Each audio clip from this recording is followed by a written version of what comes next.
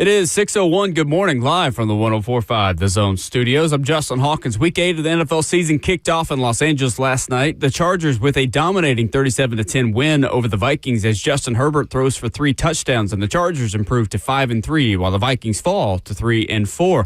The Titans are back on the road to face the AFC leading Indianapolis Colts on Sunday. Interim head coach Mike McCoy leads the team in his first road game as head coach to Lucas Oil Stadium. Lee Company countdown to kickoff hits the airwaves at 12 o'clock. Titans radio for Titans Countdown starts at 2:30. Then kickoff with Taylor Zarzour and Coach Dave McGinnis is at 3:25 right here on The Zone. Thursday's injury report, still no sign of Jeffrey Simmons, Calvin Ridley, and Bryce Oliver at practice. Meanwhile, the Titans placed cornerback Jarris Sneed on injured reserve yesterday, forcing him to be sidelined at least the next 4 games. In college football this weekend, number 17 Tennessee travels to Lexington to face Kentucky with a 6:45 kickoff. Mike Keith, Ramon Foster on Vol Network have the call right here on 104.5 The Zone with coverage starting at 4 o'clock. And then on West End with ESPN's College Game Day on site, number 10 Vanderbilt hosts number 15 Missouri at 2:30 on ABC. Nashville Soccer Club MLS Cup Chase starts tonight as the boys in gold travel to Miami to face Lionel Messi and Inter Miami CF for Game 1 of a best-of-3 in Round 1 of the playoffs. First kick is at 7 p.m. Central, and coverage on The Zone starts at 6:30 with Will Bowling and Eddie Carvacho on the call. And tonight, the World Series Game 1 on Fox as Toronto Blue Jays host the Los Angeles Dodgers with first pitch at 7 o'clock. For all your foundation repair and waterproofing needs, you got to go to USSTN.com. Breaking news at once on your home for the Titans and Vols. This is 104.5 The Zone.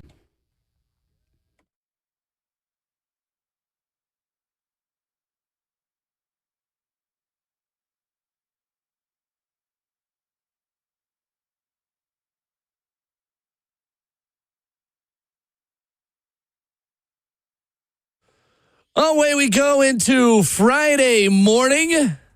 Welcome in. Happy Friday. Honor Mode of the Will, fueled by Scooters Coffee, 615-737-1045. Ramon Foster in the building. Justin Hawkins at the controls. I'm Will Bowling. Stream the show live for you, 104.5 The Zone TV, Facebook Live, YouTube, Twitter, or Twitch. A loaded Friday, as always. Coming up for you this morning, Brent Hubs of VolQuest previewing Tennessee and Kentucky at 7:20. The 33rd team, Sam Monson of Check the Mic, previews Titans and Colts and goes around the NFL at 8:20. Tate Matthews at 9, Ron Slay at 9:20, and you in the F&M Bank Chat on Facebook Live, YouTube, Twitter, or Twitch on this Friday, October the 24th. Ramon Foster, how we doing? Good morning. We're doing good, man. Good morning. Got to go get some coffee in a second, preferably some scooters. Only scooters. Only scooters. We try to have people try to sneak in other types of stuff. Well, we don't buy that, man. Absolutely no, we do not buy that. But this morning, cold outside is what I would describe it, man. Cold outside, way too hot in this building. Will you strip down a second ago? I've literally already taken a jacket off that is like not very thick, just like a windbreaker. Yeah. I wish there was wind to break inside the 100.5 The Zone studios. Who's controlling the heat? That's always an I don't know, but I just want to have a conversation. I just want to have a conversation. Be careful with the breaking wind. No, anything would be better than what is currently the status in this building. It's fine. It's fine. That was a cool dad joke right there that just went right by. Well, speaking of dad jokes, Justin, do you have something you want to tell the people this morning? I have a little bit of news for everybody here. My wife and I are expecting a child. Hey! We just found out about a week and a half ago. Go! Congratulations. And it's Friday. We're going to act like it, so here we are. We're going to act like it. I'm going to act like a little dad now, I guess. Yes, that was a great dad. I thought it was a great one, okay? Because it was just real quick. And Will usually pick up on the dad jokes. Will's just like, son, get it together. No, it's just too hot in here that I'm sweating. What we should do is we should have Justin just give us a dad joke of the week to prepare. Yes. Until the day comes. I love that. Absolutely. Yeah. We need it, man. Hawk, I'm so happy for you, man. Anybody that's a new parent right now, I'm happy as heck for them because my kids are getting older. I had this conversation with somebody else like last week, but like, congratulations. I can't wait to spoil y'all kids and tell them all the most ratchet stuff that I absolutely can. 100%. I cannot We'll make it the soon-to-be dad joke of the week. Yes. I love it. Do one an hour or just do one this morning? One an hour. I was going to say one a week. One a week? Okay, all right. I One gotta a week. step up my game if it's a 1 an hour. 1 an hour. No doubt about it. Congratulations. That's awesome. Congratulations. man. Appreciate you. You ready to be one? No. All right. That's if you said anything the right other than answer. no, I was going to tell you to leave the building, man. Still like, is this real? But it's Sure. real. Yeah, we've already had our first doctor's appointment. Ultrasound is in 2 weeks. Nice. So I'll share that with you This is guys. exciting. Heck yeah. Good for you. This is That's awesome. exciting. I'm very excited for you, Hawk. Hey, About the end of June is the expected due date. one piece of advice for you: get as much sleep as you can right now. Well, that doesn't help when I wake up at 4 a.m. every Yeah, I was day. going to say, in morning radio, that might be might never be tough. mind. You're but conditioned for a baby then. that's okay. Yes, it is. Good stuff. Congratulations. Congrats, man. And thank you to everybody in the chat that's right now blowing it all up. I appreciate everybody and No doubt. their well wishes. Absolutely. Fantastic. I can't wait till the first cry. Love it. Good stuff. I did last night. Understandably so. Understandably so. Headlines yesterday, Thursday Night Football was not much of a game. Titans, meanwhile, making roster moves and placing L'Jarius Sneed on injured reserve. Ramon, do you think L'Jarius Sneed has played his last game as a Tennessee Titan? Man, you know, when you go to Macy's or one of the department stores with some gifts and they wrap it, that's how much of it is a wrap to me. I'd expect so. He ain't contribute much this year. We've had this conversation of his contract. When does it expire? His ability to contribute, to be quite honest with you, and everything points to it's time to go ahead and start getting some young guys involved in this development process. Yep. If he does, it's a bonus. I just don't expect him back. Whether he comes back or not, I don't expect him to be back, Will.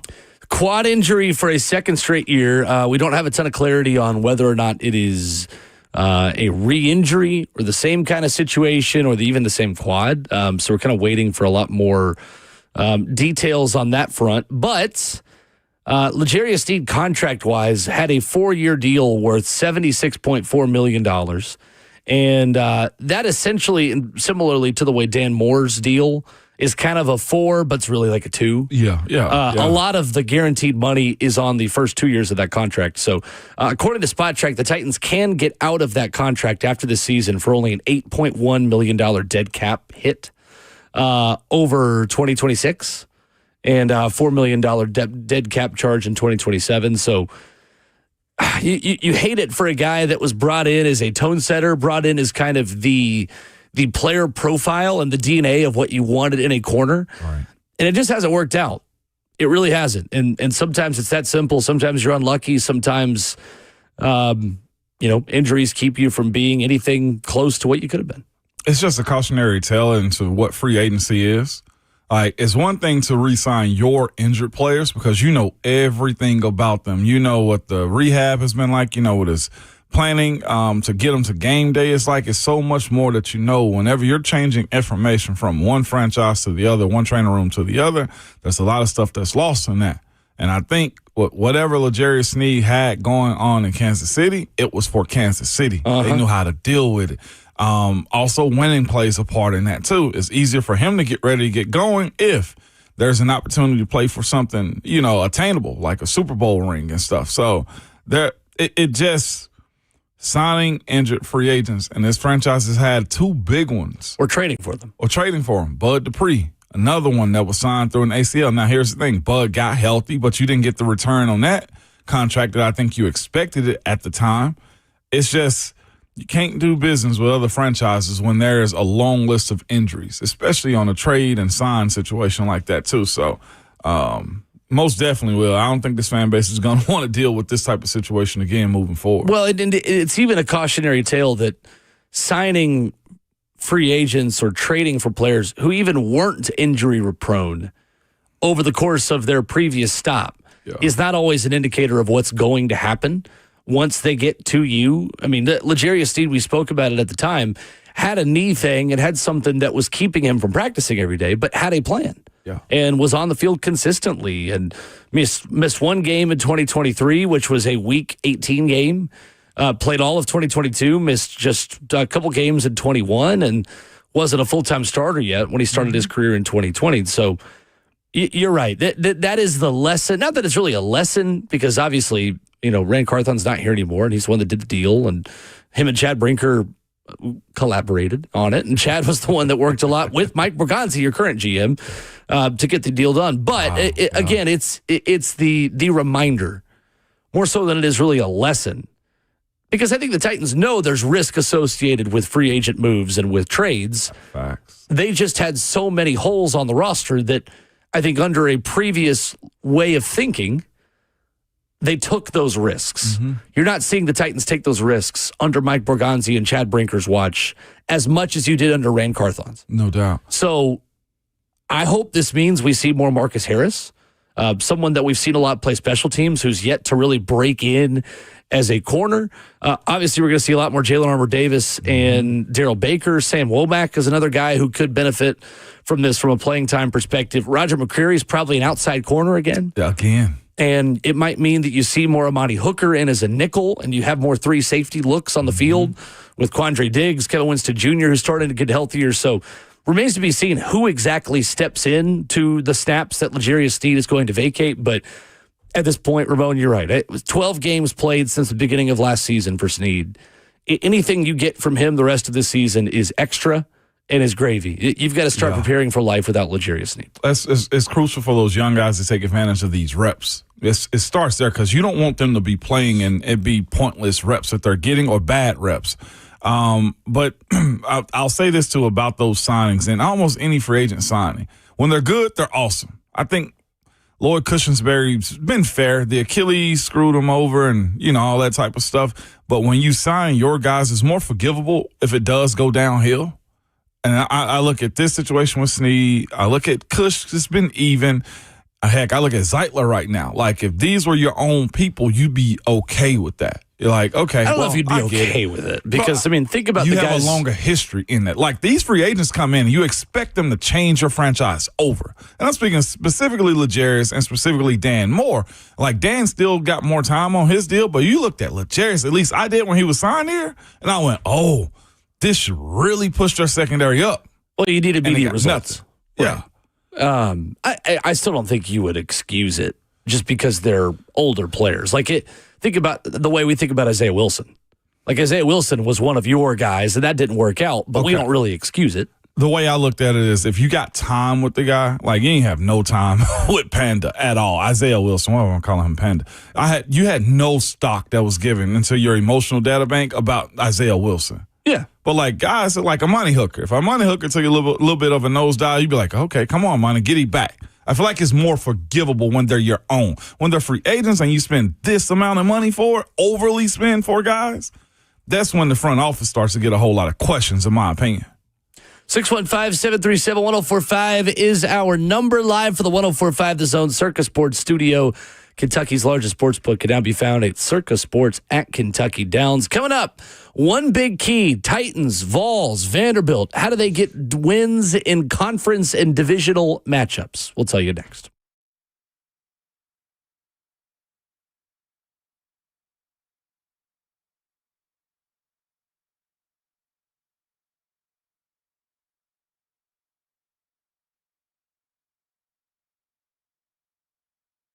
All your favorite NBA players are back, and DraftKings Sportsbook, an official sports betting partner of the NBA, is the place to bet on NBA stars this season.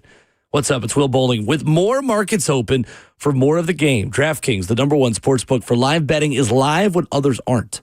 New customers bet just $5 and get 3 months of NBA League Pass. Plus, score $300 if your bet wins, paid in bonus bets. So download the DraftKings Sportsbook app and use code THEZONE. That's code THEZONE. Bet $5 and get 3 months of League Pass, plus get $300 in bonus bets if your bet wins. In partnership with DraftKings, the crown is yours. If you or somebody you know has a gambling problem and wants help, call or text the Tennessee Red Line, 1-800-889-9789. 21 plus, Tennessee only. Eligibility and restrictions apply. Bet must win to receive bonus bets which expire in 7 days. Minimum odds required. NBA League Pass auto renews until canceled. Additional terms at dkng.co/audio. Limited time offer.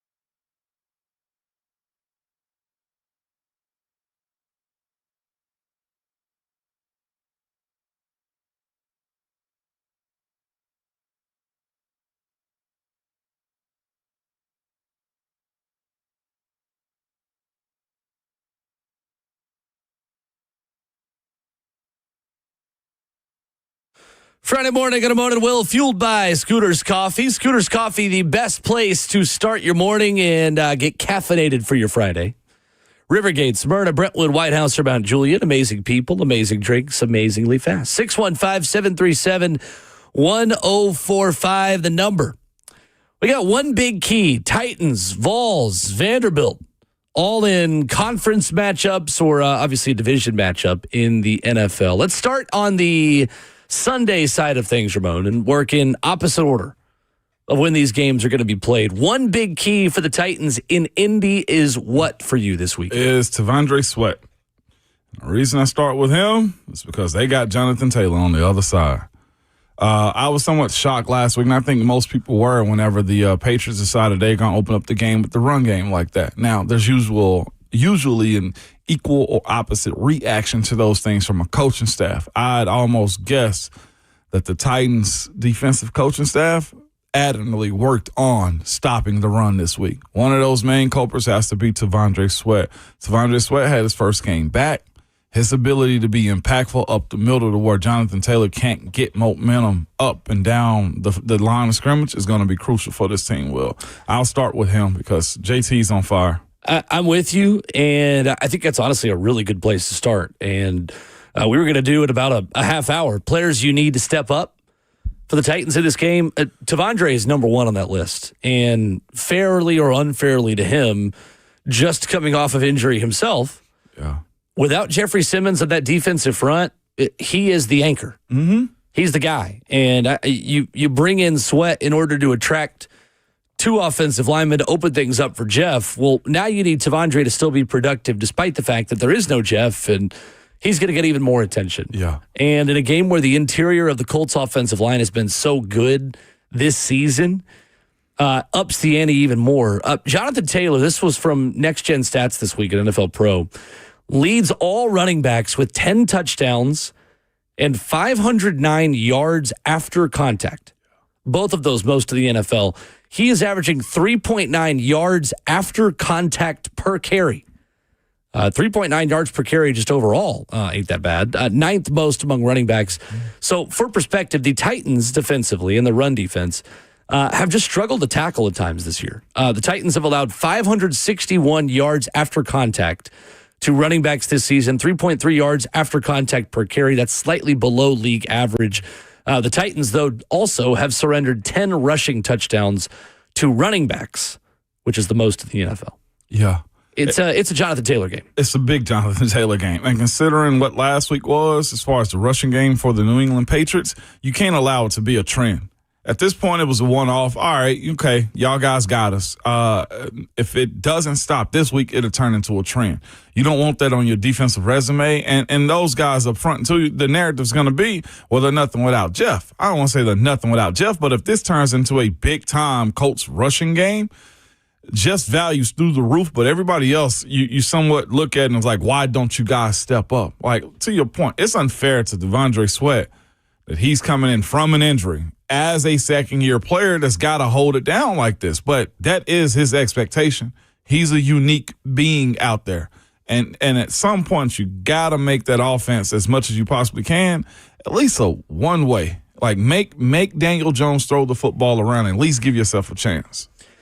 For me, I think the key is taking advantage of the outside corners that Indy has in their secondary.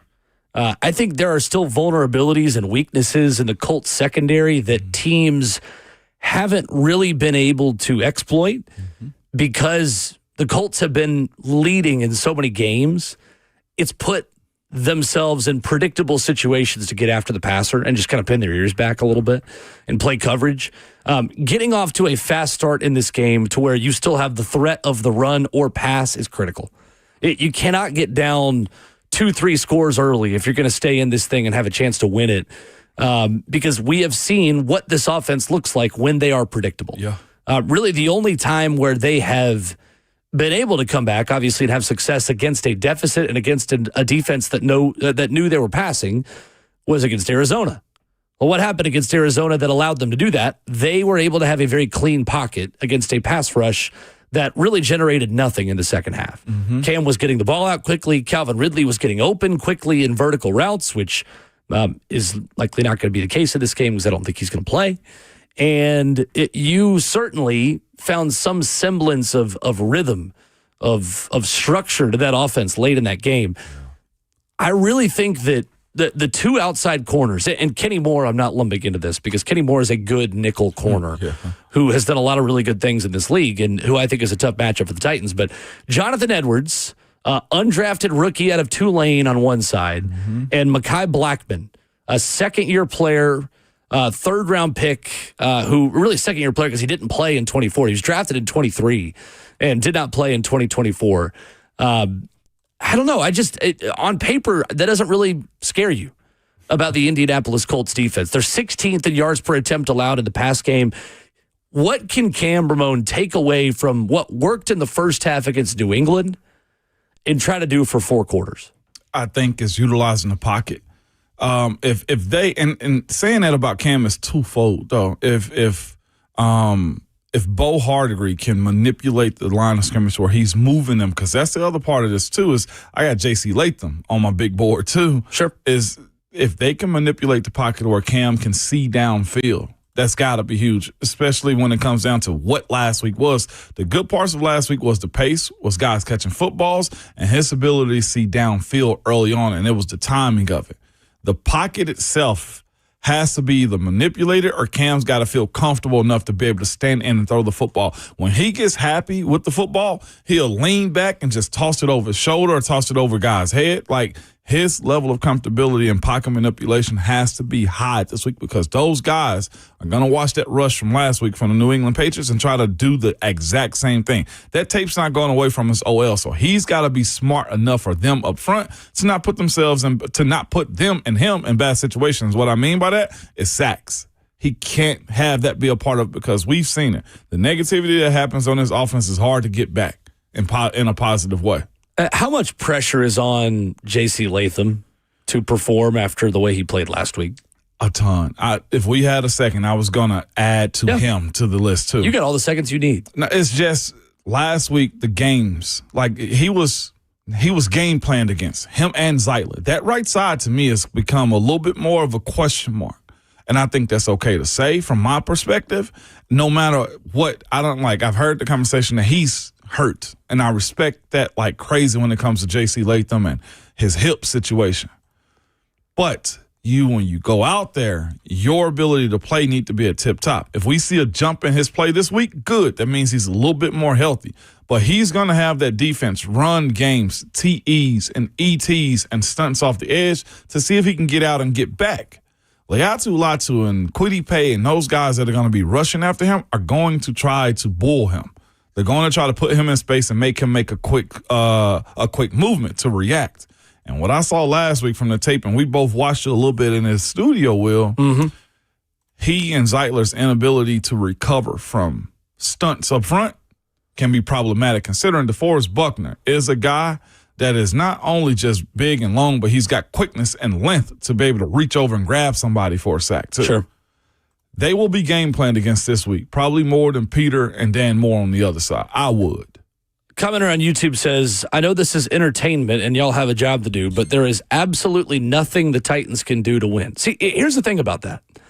This is still the NFL, honestly. And I'm not going to pump your tires and tell you that it's likely. I think everyone in that building understands the 8-ball that they're behind. But, Ramon, at the end of the day, in professional football, teams that are underdogs still do find ways to win and make things interesting. Okay. And I don't know. I'm not going to ever totally dismiss a professional football team's ability and the Tennessee Titans' ability to make things interesting and to click. Because, again, this young offense and a young quarterback and a rookie in Cam Ward is learning on the job, and there may be a game this season where it clicks for him. And you start to see 4 quarters of positives that we've seen for a quarter or two. I'm not going to tell you I'm predicting it. I'm not going to go out there and say I'm predicting it to happen this weekend because the Indianapolis Colts are a very good opponent. Right. But we are also doing the Titans, and we're doing the National Football League a disservice if we don't at least lay out the possibilities of the pathway of how it could happen, because upsets and crazy things and wild wins in this league happen all the time. This league is built for teams at the bottom of the standings to always have a chance to beat teams at the top of the standings on any given Sunday. Listen, if he wants us to just turn the mics on and not say anything, then, like, we can just do that, too. But, like, here's the thing about the league. Like, that's why I always preface when I say what guys are by saying I don't know the full context of it. In this situation, guys compete. You didn't expect the Titans to beat the Houston Texans last year. We say this, and we're going through this conversation about what this matchup is and one big thing that has to happen, because if that does happen, if T'Vondre Sweat's able to help control the line of scrimmage and Jonathan Taylor doesn't have a monstrous day, and mind you, the words I'm using is if, right? I'm not saying for certain that these things are going to happen, but if that does happen, with it being a one-sided game, with Daniel Jones having to throw the football around, you give your chance an opportunity to understand what they're going to do more. Yeah. And if I understand what they can do more by shutting down the run game, then I got a better opportunity to compete. And if that means they help us win, that's a totally different conversation. 100%. That's what this is. That's why the game is also played. The Titans can pack it up, but, like, that's not competition. That's not sports. Yeah, exactly. That's why you love the underdog so much. Well, and two, we're going to continue looking at the individuals who have to be a part of your future. Yeah. Who've got to play better and talk about how they could play better. As much as J.C. Latham has struggled through 3 games this year, PFF says he's given up 5 sacks in 3 games so far this year. He's going to be a part of your team, barring something crazy happening in 2026. Yeah. There are young players in this football team who are looking and needing to improve. So, if anything, it's not as much about this result as it is the long-term betterment of your franchise and the overall growth of a bunch of young players. No doubt. Tennessee, Kentucky, tomorrow night in the Bluegrass State, Kroger Field. Ramon will come back with a lot more fuel points as the Vols play a second straight road game in the SEC. Mm-hmm. What's your key for Tennessee to get a win tomorrow night? That's got to happen. The new part, Cutter Bowley as their quarterback. Kentucky's added a new wrinkle. And the one thing they cannot do, the one big thing that has to happen tomorrow is this Vols defense cannot get behind in Kentucky's newfound tempo. Last week, they enjoyed it. Coach Stoops acknowledged that that's going to be a part of their game plan moving forward. The Vols in games against Arkansas, Mississippi State, and others, Georgia, have tempoed them enough to where it's put stress on the offense. And not just that, but Kentucky's going to tempo you and play you close to the line of scrimmage and out into the flats, man. Last week, it involved 2 of their tight ends, Josh Caddis and also Rodriguez. Those 2 guys were very much involved in that offense and the tempo of what it was with 6 receptions each. Like, that's just what they're trying and attempting to do. The Vols defense, considering what last week was, can't get behind, because if they can tempt you, they're probably going to try to run the football on you too. Yep. And again, I will not underestimate night game in the SEC on the road. I know they're Kentucky, but you still got to go play this game. Yeah, I think the challenge with Kentucky's offense is again, weakness versus weakness. Their passing game that only averages 6.3 yards per attempt. It is not an explosive passing game at all, but you have been susceptible to giving up explosive plays defensively. Absolutely. Does that let Kentucky be a different version of themselves offensively if they can't get explosive pass plays against anyone, but against you, kind of everyone can? Considering some of the weaknesses you have in that secondary, remains to be seen. Cutter Bowley, like you mentioned, 31 of 38, 258 against Texas. He did have an interception. Kentucky was dinking and dunking their way down the field and then just couldn't finish drives. I mean, Kentucky is a better red zone game and a couple special teams plays away from winning this game by a couple of scores, Ramon, because Texas did nothing offensively against the Kentucky defense. Absolutely. They held to under 200 total yards. Without 2 big punt returns, we might be talking about how does Tennessee avoid the upset that Kentucky just pulled off on Texas? Seriously. But that is the name of the game, A, in the SEC this year, but B, just when you go to Lexington, just survive in advance. It is. Weird things happen in this stadium. Weird things happen at night in this stadium. Georgia has had narrow victories there. Ole Miss has had losses and narrow victories there. Florida, albeit it's not really a program you want to compare yourself to recently, has struggled in this building as of late. And Tennessee has still held their own relative to some of the other teams that have kind of given Tennessee trouble. I want to see the explosive pass game come back for Tennessee.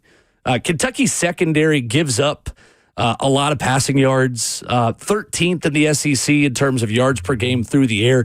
Weirdly enough, and Rob Lewis wrote about this at VolQuest this week, Kentucky has not allowed an SEC team to pass for more than 235 yards. That was Ole Miss was the one that did. But Eastern Michigan threw for 330, and Toledo threw for 270 against them. 7.8 yards per attempt allowed. Only Arkansas has been worst.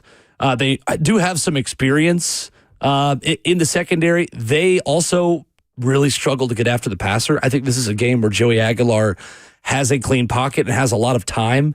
Kentucky's 10 sacks this season is next to last as well in the SEC. There is no reason why this offense shouldn't be able to move the ball effectively. That's true. If you don't beat yourself, Kentucky's not going to beat you. The thing is, no one in the SEC is susceptible to winning with their C game. If Tennessee doesn't play their C game tomorrow night in Kentucky, especially on offense, they're going to be just fine. But that's not something we can necessarily take for granted. No, absolutely. It's a long wait.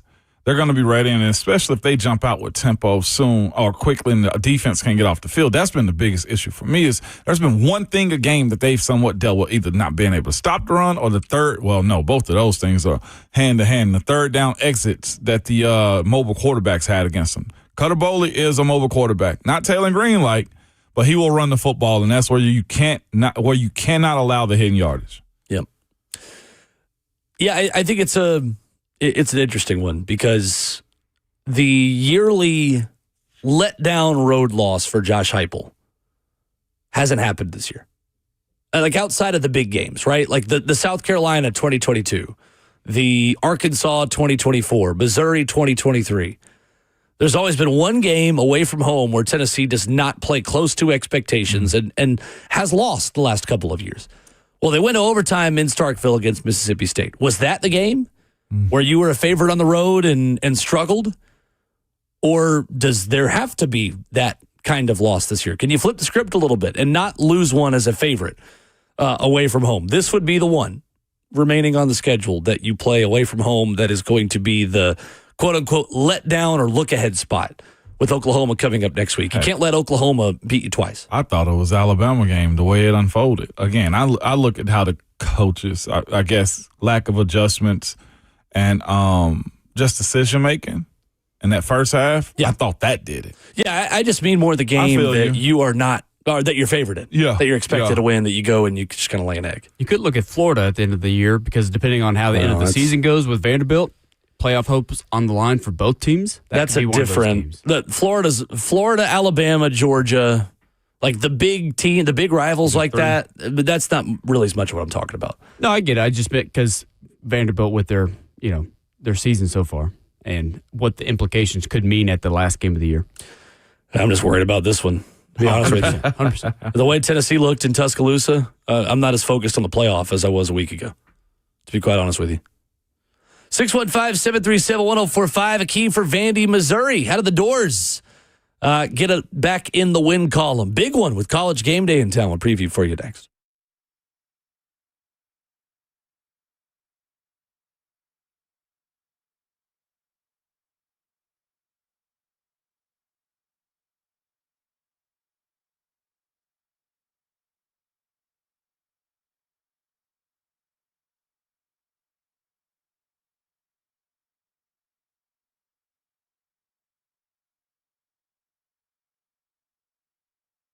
It's Ramon Foster for Hiller Plumbing, Heating, Cooling, and Electrical. Man, nobody wants to deal with a plumbing, HVAC, or an electrical emergency. Most of the time, you don't know what it will cost if it'll get fixed correctly or if somebody's trying to sell you something you do not need. But when you call Hiller, the experts are going to solve your problems quickly. And the price you're told is the price that you'll actually pay. They have no hidden fees or surprises on your bill. So much so when they bring you their tablet, they itemize everything, the service costs, price of materials, and at the end of it, it'll show your bill with nothing extra added to it. They're just good at what they do, too. They've been in business for over 35 years and are family-owned and operated. Their techs, very professional, experienced, and trustworthy. And they're all background checked and drug screened, too. And when they're on their way, you'll receive a photo of the tech and a link to track them in real time so you're not sitting around wasting any time. for somebody to fix something inside of your house. They believe in 100% satisfaction guarantee. Happy you will be, or the service is free is their motto. To learn more about Hiller or to book with them like I do, simply visit their website at happyhiller.com. What's up? It's Will Bowling for my friends at Lee Company. Is your home's heating system ready for the cold weather of winter? Well, available 24/7, Lee Company is here to help. And look, when I woke up this morning, it's in the 30s in Middle Tennessee. The cold weather of winter, at least overnight, it is here. The turn of the season, it is definitely here as of this week. Lee Company's professional team of technicians are now performing heating tune-ups and seasonal maintenance to keep your home running efficiently this fall and winter. Contact Lee Company's award-winning team online at leecompany.com. Keep your home cozy for the cold months ahead. That's leecompany.com for all your heating needs. You got to trust the folks that have been trusted for over 80 years here in Middle Tennessee. They're open 24/7. 365. When things aren't working, you give them a call. They've got such a big team of people, of helpers, of their fleet of vehicles. They're going to be out there to make sure things are running the way that they are supposed to. Love working with Lee Company. Head online, leecompany.com. 615-567-1000 is the number. That's Lee Company. All you need.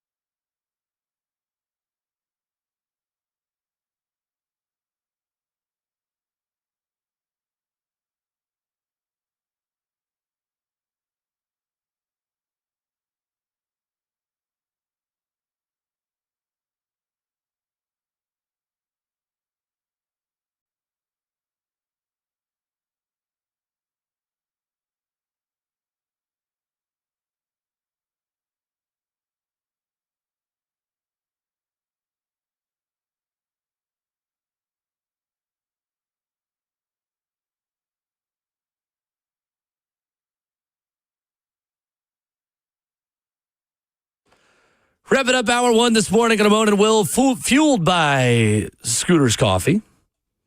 Again, Friday calories don't count. I've made this a thing, and if you're not taking advantage of it, then that's a you problem. Cinnamon rolls, protein smoothies, coffee, whatever you need, Scooter's Coffee has got it to get you fueled for your Friday. Rivergate, Smyrna, Brentwood, White House, or Mount Juliet, locally owned to get you going this morning. Vanderbilt's going to take on Missouri. ABC with the television broadcast. College Game Day is in the Music City. Ramon Foster, what is the thing Vanderbilt's got to do in order to remain a one-loss team and remain with an inside track to the college football playoffs? Simply because it allows them to play the same game that Vandy would play. One guy, Ahmad Hardy. They got to stop him. They as an offense, I think, are averaging 5.3 yards a carry. Even in, conference play, they're averaging 4.5, almost 4.6 yards a carry. It's pretty dang good. It's the 7th-ranked rushing offense in the country. They're putting on the ground about 245 yards a game. This is Vanderbilt's game that they like to play. Okay, yeah, we're going to get real cute. No, we're going to punch you in the mouth, and then we're going to run all this play action and go side to side. Plus, our quarterback is a tank, and you hit him, you bounce off of him. Vanderbilt's got to find a way to stop Ahmad Hardy. Now, here's the thing about it, too. Vanderbilt's rush defense is daggone good. At home, over there in their stadium, they're only giving up now. There's context to this to be added. Of course, who they've played at home, but which LSU I'm about to give. also played. LSU also played at home, but at home they're only allowing 2.7 yards to carry, almost 2.8, I think. So Ahmad Hardy's the guy for them. Agreed. Ramon, Vanderbilt is 2-1 in the SEC with wins over LSU and South Carolina and a loss to Alabama. What do you guess the rushing offenses are that they have played in terms of SEC standings? I know LSU's was cheeks. I saw them. South Carolina, as bad as their offensive line is, they're toilet water too. Vanderbilt has played 3 SEC games against the 3 worst rushing offenses in the SEC. Understood. Alabama is 14th, LSU is 15th, South Carolina is 16th. Now, that's not necessarily a negative for Vandy because here's the way you can spin that. Are those rushing offenses bad because they've played Vandy's defense? Because how good Vandy's front seven is. I'm not just going to automatically do the box score scouting thing and say, oh, well, that you just played bad rushing offenses. Automatically, your rushing defense is not that good. That's not what I said. Because I think we get that answer on Saturday. Yeah, we do. Is Vanderbilt's run defense really good, or have they just not actually played a competent run offense in SEC play? Because there's no doubt in the kind of offense you're seeing in Missouri, they're averaging 244 rushing yards per game. Like you said, 5.37 yards per carry. They do run it a lot. Like you said, that yards per carry number, not quite as strong as what the total rushing yardage looks like. Here's the thing Missouri can do to Vanderbilt. They can out Vandy because Missouri is it's not quite as much wing T as Vanderbilt is, but the way they use Bo Pribula in the run game is similar to the way Vandy is going to use Diego Pavia. Yep. There are a lot of option concepts. There are a lot of things that force your ends and your edge rushers in conflict to also keep them from getting so vertical in the pass game, and it takes away a little bit of your pass rush. I think third downs is the difference of the game. Because, again, we've spoken about this all week, and if you've been listening to the show, you know that these are 2 of the 3 best third down offenses in the SEC. Vandy is converting 55.7% of their third downs this year. It's number 1 in the conference. Missouri is third, 53.4% third down conversion. Well, Missouri has the third best third down defense, and Vanderbilt is 10th in that category. If Missouri can sustain some drives, convert some of those third downs, get up in this game, and force Vanderbilt out of some of their option, out of some of their run game, and have to throw it. If you put this game on Diego Pavia's arm and not his legs, I think Missouri wins the football game. I think that's ultimately what happens. I think this is the kind of team that Vanderbilt is going to struggle against this season.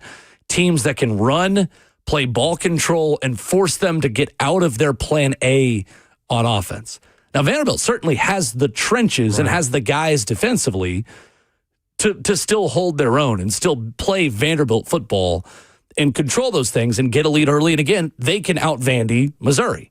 So this game could certainly go either way. I'm not saying Vandy has no chance at it. I just think that this is a very unproven part of Vanderbilt's entire team, is their run defense because of who they've played. And I'm really fascinated to see how they step up to that challenge tomorrow night. And I love what this matchup is as far as head coach to head coach, too. You got a very strong-minded, defensive-minded head coach in Clark Lee. And you got Eli Drinkwitz, who at some point, this is where I always think about these types of coaches in these moments, Eli Drinkwitz is going to have a wrinkle somewhere.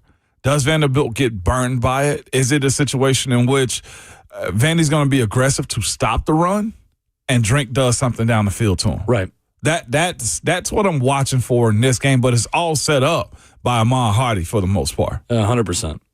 Ahmad Hardy is so fun. He's fun. Their O-line really is fun to watch. They have been a sleeper O-line school for a little bit, or at least sleeper production O-line school, because they get a lot out of their guys. They've had, second round and the first round in the last couple of years? Had the first-round tackle Armand Membu last year. They've been cooking in that department, and it's because they believe in running the football. Drinkwitz is as quirky as one get when it comes down to his personality, but one thing he does not shy away from is kicking you in the face in the run game. Do you think Drinkwitz would succeed at a place like Florida? Would he? Yes, because they hate that so much that it would actually work. What do you mean they hate? Like Florida fans hate him so much that it would work? Yes. They would have to like him. Fair. You see what I'm saying? Like they would have to like him. And fans most times don't know what's good for him. He's good offensively. He's good with whatever he's pitching and recruiting. And to your point about if he does take that job, you're in the bed with all recruits at that point as far as the quality of it. Imagine him getting some excitement. Don't send that man to South Florida or Middle Florida. Yeah, right. Don't do that. Right. I think he would succeed there. I don't understand the fans that aren't optimistic that he would do well. I don't know no better. Maybe they just don't like him as a person. And if that's why, that's fine. You can admit that, and it is what it is, and that's a legitimate reason. But from a football perspective and what his experience has been and the job that he's done at Missouri with middle of the SEC resources, I think we could say maybe bottom third, top of the bottom third of SEC resources, I think is very commendable. Yeah. Regardless of how you feel about the person. When we do this type of stuff, I much rather when we have those situations, Callahan dealt with it last year, Drinkwitz deal with it in Florida. Like, before you call in the shows and say what you got to say, it's more acceptable for me if you say, I just don't like them. And let me tell you why I think they suck. Sure. Just say that. Sure. I love that. 615-737-1045. The Titans still have a long injury report heading into Titans and Colts that we'll read for you coming up next. Plus, who needs to step up? One player on both sides of the football who got to play well in order for the Titans to have some success against the Indianapolis Colts. We got that for you next.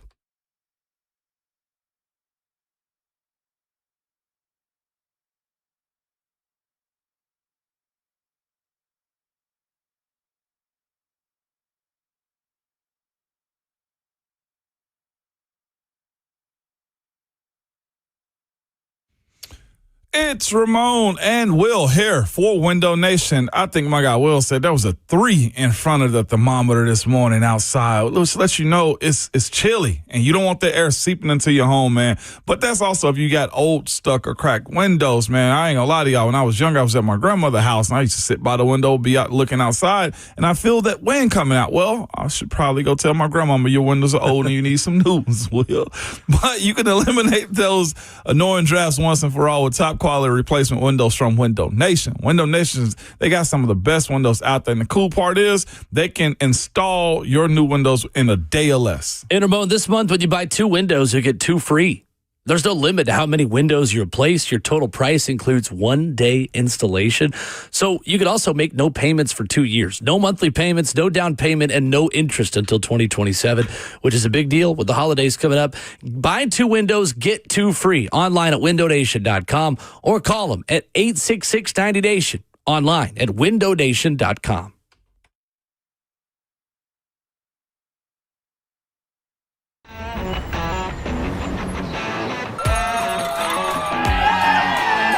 Nashville hockey.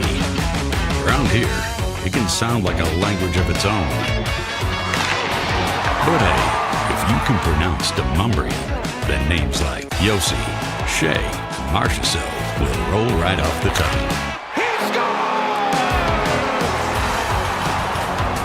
Nashville Predators, only in Smashville.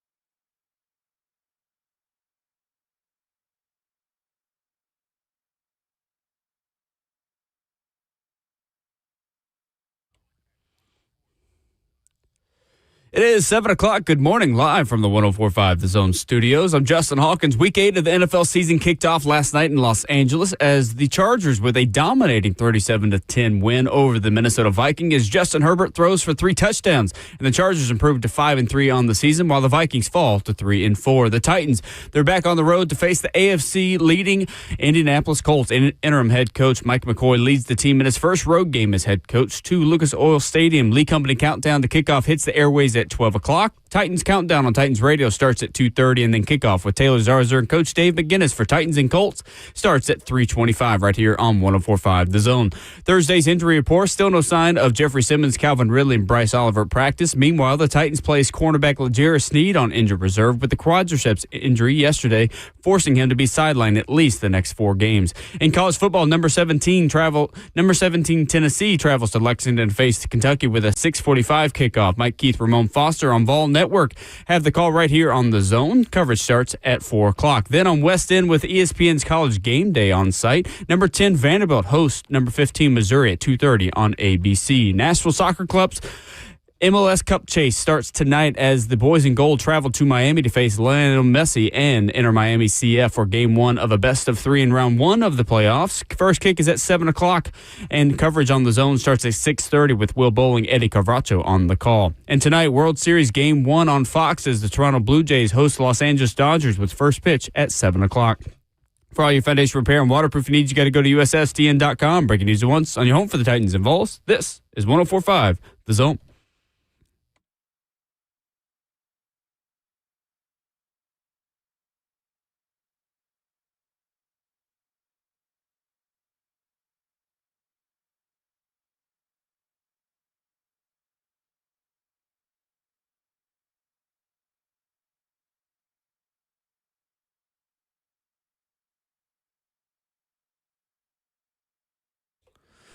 Seven a.m. hour 2. Well, Ramon and Will is fueled by Scooter's Coffee at 104.5 The Zone. Scooter's Coffee has you caffeinated and ready to go for your Friday morning. We love our good friends at Scooter's, not just because their food is good, the coffee is delicious. It's going to be quick as well. You can still leave at your normal time to head to work. You've got the locally owned locations around you, Rivergate, Smyrna, Brentwood, White House, Mount Juliet. Get the mobile app. Order ahead. Tell them, but orders for Will. Maybe don't say my name. Maybe say your name. You're going to go through. It's going to be fast, easy, amazing people, amazing drinks, amazingly fast. They'll tell you to scoot on down and poof. You're happier, you're fed, you're caffeinated, and you're ready to go for your Friday. That sounds like a good start of the day right there. Great start of the day. That sounded good. Absolutely a great start to the day. Yeah. Titans injury report is long again, Ramon. I saw it. As we get ready for Titans and Colts on Sunday afternoon from Lucas Oil Stadium. Still a lot of non-participants that you'd like to be playing football for you right now. Blake Hance, unavailable. Bryce Oliver did not practice. Calvin Ridley and Jeffrey Simmons, each with hamstring injuries, did not practice. L'Jarius Sneed and his quad have landed him on IR. He is out for at least 4 games. I would imagine it'll likely be more than that. Sebastian Joseph Day, limited. James Lynch, limited. Arden Key, limited. There's some good news. That was a step. Back from a non-participant on Wednesday's practice, Xavier Woods, starting safety, limited. You did have Jihad Ward, Kevin Zeitler, and Tony Pollard back as full participants after rest days. Johnny Hecker getting over his illness, a full participant as well yesterday. Let's start on offense, Ramon. One key player that's got to step up for the Titans to have some success on Sunday is who? It is J.C. Latham. The Colts offense is going to score. At some point, you're going to feel the pressure if you can't score back with them of the pass rush. And we saw what they looked like last week. Again, tape works like this. It takes 3 weeks to erase it. That right side of the offensive line has given up sacks and pressure in the last 2 opponents that they've faced, and it could be very problematic if this team gets behind the 8 ball and they cannot score and keep up and keep a balanced offense for this team. So I'm going J.C. Latham, but specifically because I do think there's a lot of pressure on a guy like him to perform and kind of set a standard. He, to me, I felt like was going to be the leader of this offensive line. I think we said a little bit over the course of the summer, but who's your leader? Like Zeitler's so new. You got Dan is new, and Cush is not a vocal guy, and Peters is just a workman.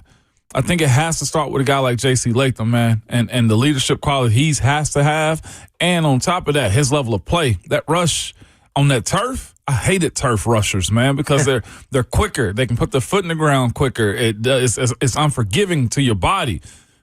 He's got a tall task in front of him this weekend. Yeah, absolutely. And J.C. Latham, it is too early in his career to give up. Way too early in his career to give up. Not insinuating that either of us have. I think some fans have become concerned or frustrated with some of the play just from him on the right side of the line over the past couple of weeks. There is still a lot of talent there. There were still a lot of good things that he did over the offseason. I think there is still belief within the organization, within the coaching staff, that the best is yet to come for J.C. Latham. It's a challenging environment. It's a challenging place to go and play. Let's see it. Let's see a step. I'm with you. As you get healthier, as you get more acclimated to playing football again, I think you're right. I think J.C. Latham is the guy on offense that's got to take a step forward from what happened last week. And I bring this up about him, too, because I hear the discourse on, like, his, people dogging him, calling him a bust and stuff like that. And there's, an injury that's in play right there also. So I do want to see if there is a step in the right direction, if he's battling through being the ultimate teammate to try to put himself out there to help. I see you in the chat. JC is hurt. Well, what do I say about hurt guys when they go out there? When you go play, you don't get to make that excuse. You don't get to make that excuse. Yep. That's the point of it all. Like, if you're hurt, go on IR. Tell them you can't play. Tell them it's too much. I ain't got it. I know players that if they felt anything, Coach, 100%. I ain't got it. And 100%. It's okay because the moment you put bad tape out there, perception of you changes in that point. Yep. Defensively, Ramon, who's going to step up Sunday? Defensively, who has to step up? Lord, Cedric Gray again. Yeah. Attacking the line of scrimmage, being a sure tackler. One thing I would say, looking at Jonathan Taylor's tape too, his footwork inside the box is phenomenal. It is. He will jump cut you. He will sidestep you. He's not trying to get tackled. Like, he will be physical in how he runs the football, but he's trying to okie doke you as much as he possibly can. And Cedric Gray's got to be in a position where he's making short tackles this week. One missed tackle and he goes to the secondary. He's fast enough. I heard Coach Mack say this yesterday. He's fast enough to break away from you. That's what's crazy about him. As I don't want to make it seem like he's just, but right now he's the guy right now. Yeah, it's him and Christian McCaffrey are the top running backs in the NFL right Detroit's now. Jahmyr Gibbs. Those are the big three right now. He'll embarrass you if he gets to the third level. I think it's a T'Vondre Sweat game. I think Sweat's second half was encouraging. You didn't know what he would look like coming off of 4 weeks away and in an IR stint himself. Didn't appear to be super rusty in that second half. Took some time to get into the game in the first half, but without Jeffrey Simmons, everything revolves around T'Vondre Sweat up front. I just hate it that those two have played so little together this year. It's very unlucky. Yeah. The amount that we've seen Jeffrey Simmons and T'Vondre Sweat together, because as good as Jeff has been, boy, could you imagine how much better it could be with T'Vondre out there with him. So maybe we'll get to see the two of them together at some point this season, but considering the Titans have allowed the most rushing touchdowns to running backs of any team in the NFL this year with 10, you change that by letting T'Vondre Sweat do what he does and eat up space on Sunday in Indy. I just got one question because I saw it in our chat. I've been trying not to watch it. Will Xavier Restrepo be elevated this week? Could be. Wow. This could be the week. I mean, without Tyler Lockett, there is an additional spot. They didn't sign another receiver. I'm looking forward to it. Boy, I hope this goes through. So on turf, it could work for him. He's quicker. Elements ain't at play. If he does, well, the Titans got turf. What am I talking about? Yeah, it's true. Yep. Tony Vitello has spoken. Brent Hubs of VolQuest is going to join us in 10 minutes. We'll preview Tennessee, Kentucky with him and also talk about the next steps for Tennessee baseball quickly before we get to Zach in Hendersonville. Tony Vitello did an interview with local media and told local media, quote, "It was selfish. It was personal reasons. I've always tried to be a good teammate, but I feel like I made a selfish decision that was one I needed to make." He says about taking the San Francisco Giants job. He says, "I had to get the support from the coaches and the players. I got it in a couple different meetings and quite frankly was blown away."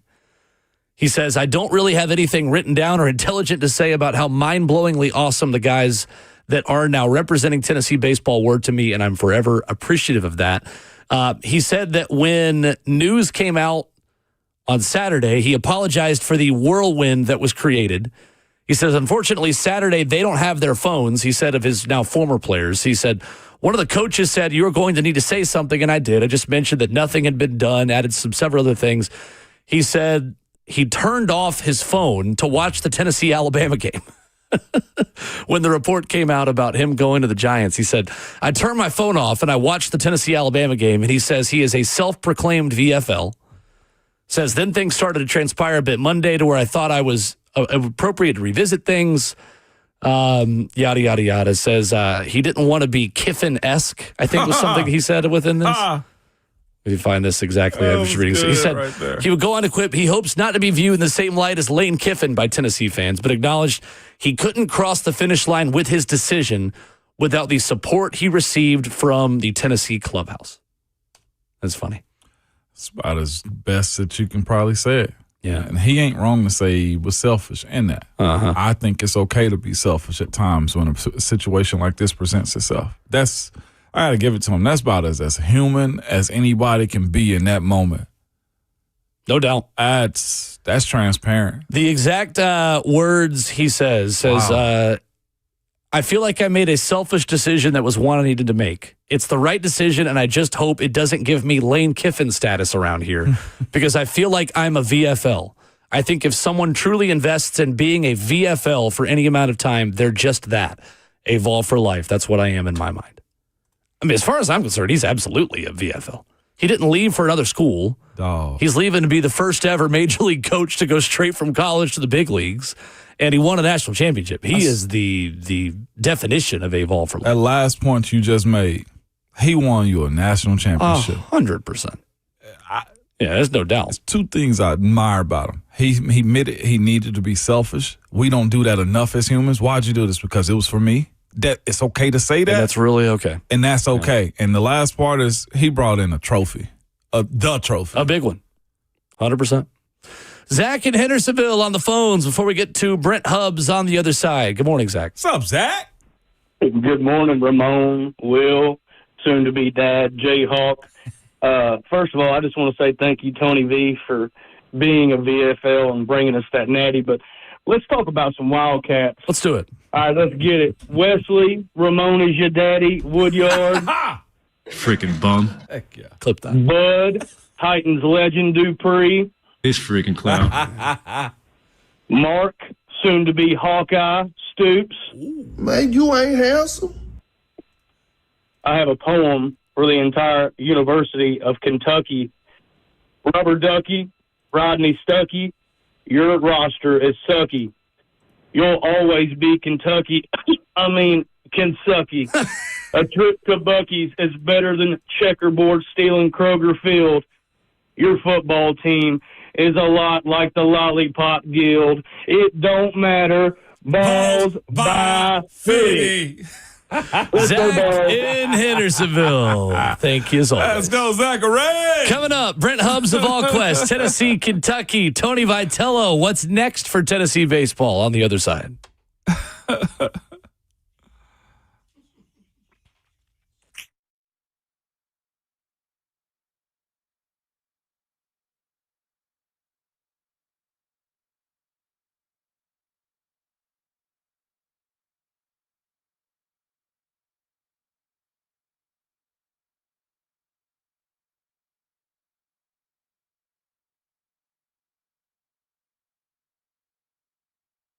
It's Ramon Foster here, and I want to tell you about my friends at Jewel Roofing. Man, they came by this week. They actually had a couple issues up there that didn't require a new roof, just some patch-up things that they got fixed for me. Man, the quality of it is phenomenal. They explained to me exactly what they did and how they did it. It was quick, fast, easy, and I asked him, I said, hey, is my roof good? He was like, no, your roof is fine. We just had to fix some things to make it better. And I was like, thank you. But that's what you get when you call Jewel Roofing over to your house. There's a lot of people that come by whenever there's a big storm and they're trying to pressure you into situations. They knock on your doors or they're storm chasing. You know what I mean by that too.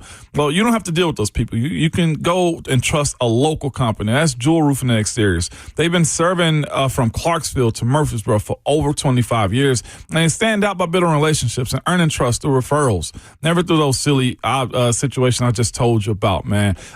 They believe this at Jewel Roofing. Either you use them now or you'll use them later. What their problem is, they want to make sure that you trust them. So if you want to reach out to them for an estimate, their number is 615-868-9999. Their website is jewelroofing.com. That's Jewel Roofing with 2 L's.com. Selling your home can be stressful, but it doesn't have to be. Get a guaranteed offer from Mark Spain Real Estate. There are no showings, no open houses, no stress. Work with the #1 real estate team in the U.S. and close with confidence. Go to markspain.com today.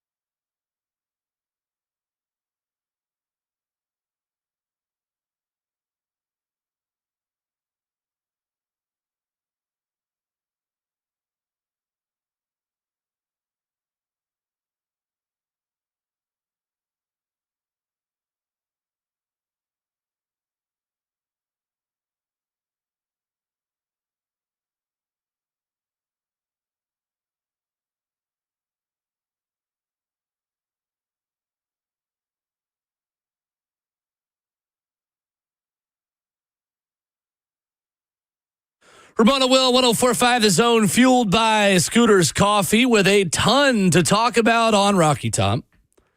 As always, with Vol Network analyst Ramon Foster, I'm Will Bowling, joined at this time every Friday by our very good friend Brent Hubs of VolQuest and On 3 and the Vol Network as Tennessee heads north to Lexington. Brent, good morning. How are you, sir? I'm doing well. Hope you're doing well. Morning, Hubs. We are good. We're going to start with Tennessee baseball this morning, which, again, if you told me that a month ago in October, I would have looked at you like you had three heads. But, Brent, I'm excited for Ramon to experience as a broadcaster now the city in the SEC that is always somehow 40 and windy and overcast in Lexington, Kentucky tomorrow night. Yeah, I'm looking forward to it. My duffel bag keeps growing by the day. I look like I'm going on a 2-week trip instead of a 24-hour excursion, because you got to have layers, Ramon. Yeah. You just got to have layers. So we'll be ready to go, and it's always interesting up there, Ramon. As you know, when you play up there, it's different. And Tennessee's better. Tennessee should go up there. They should be able to run the football.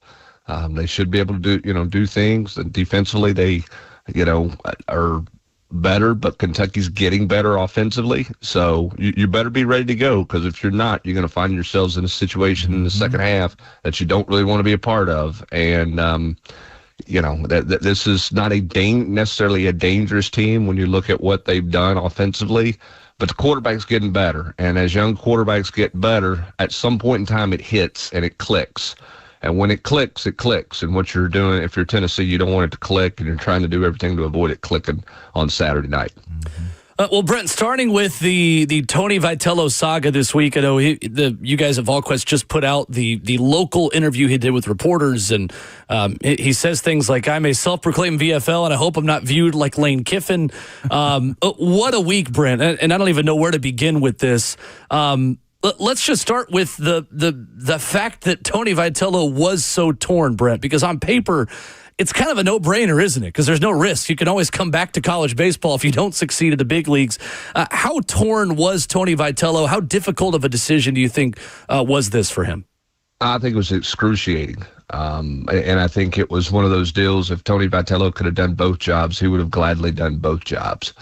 And listen, everybody's going to try to pick everything apart in his statement, and some are going to say, see, he wasn't mad about anything, and then some are going to say, see, he was mad about this. We don't know everything in Tony Vitello's head. Here's what I know based on my personal interactions with Tony Vitello this week. Meeting him like TMZ, unfortunately, in the parking lot on Wednesday as he left campus after telling his team and coaches that he was leaving, you could see the pain, and you could feel the pain when you shook his hand, and he pulled me in for a good Italian hug. That he was it was a struggle. It was hard. And anybody who's ever been in a situation where whatever they were doing was not a job, you never clocked in, you never clocked out.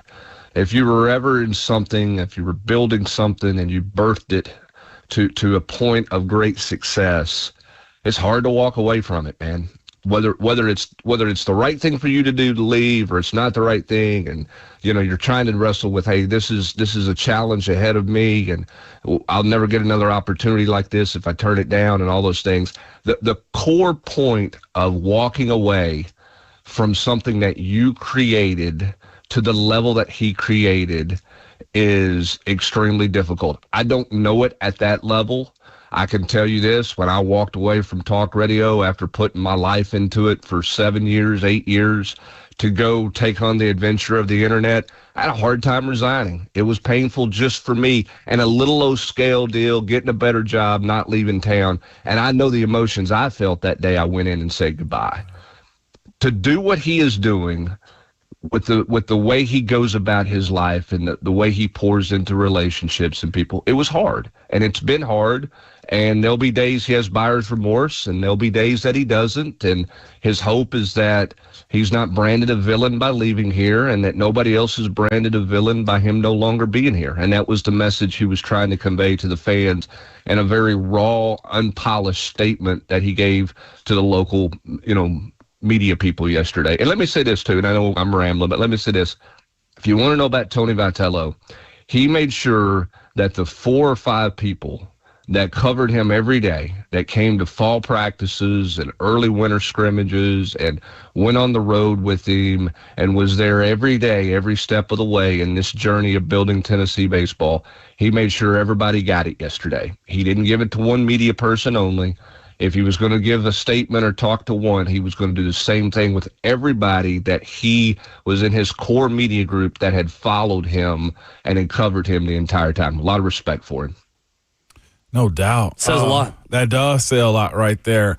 Hubs, you're a very human person and how you view these type of situations too. Will was reading me some of Tony Vitello's exit, I guess, conversation interviews that he's had. And I thought it was unique in this world of sports and how coaches jump jobs. This is the first one of this kind for Tony V.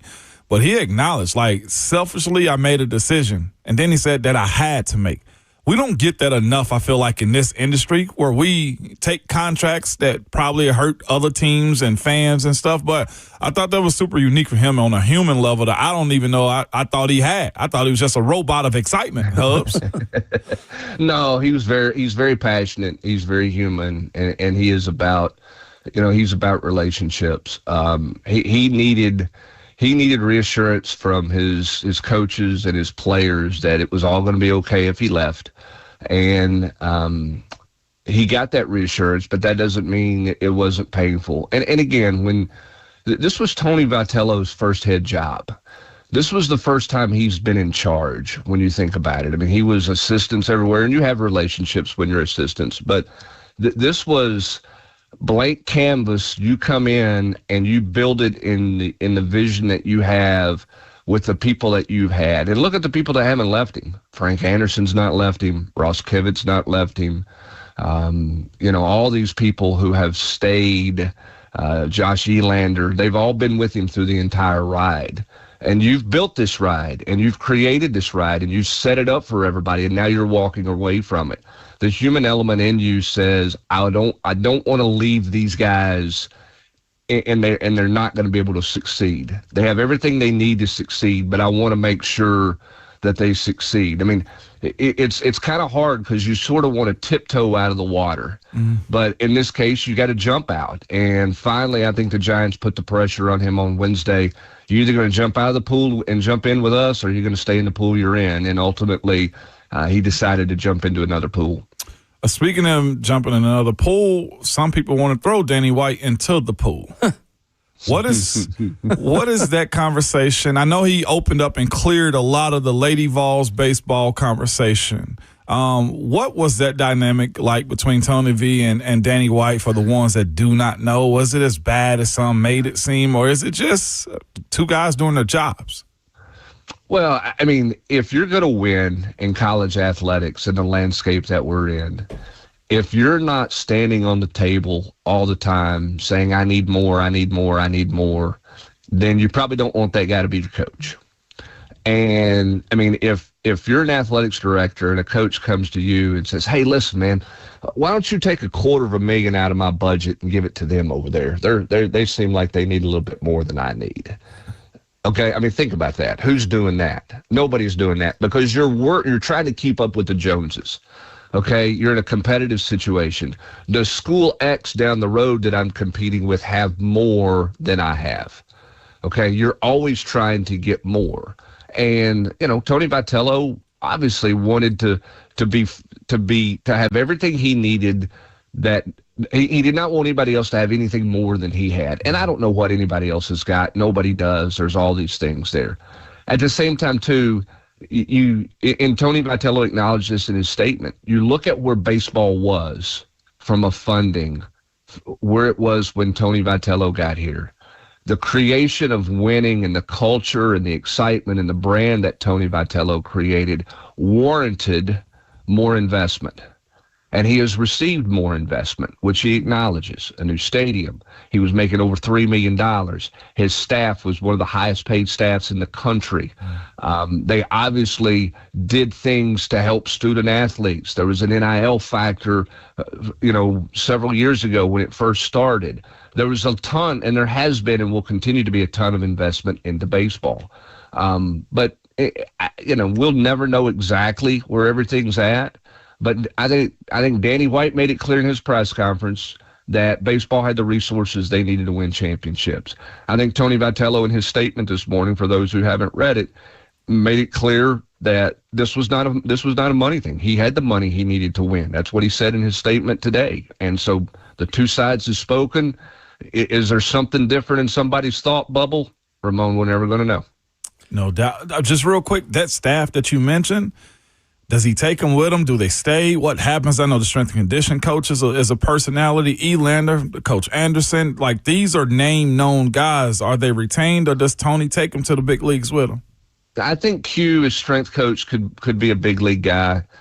He's got a special assistant to him as well that might go with him. I think it's Coach Perry.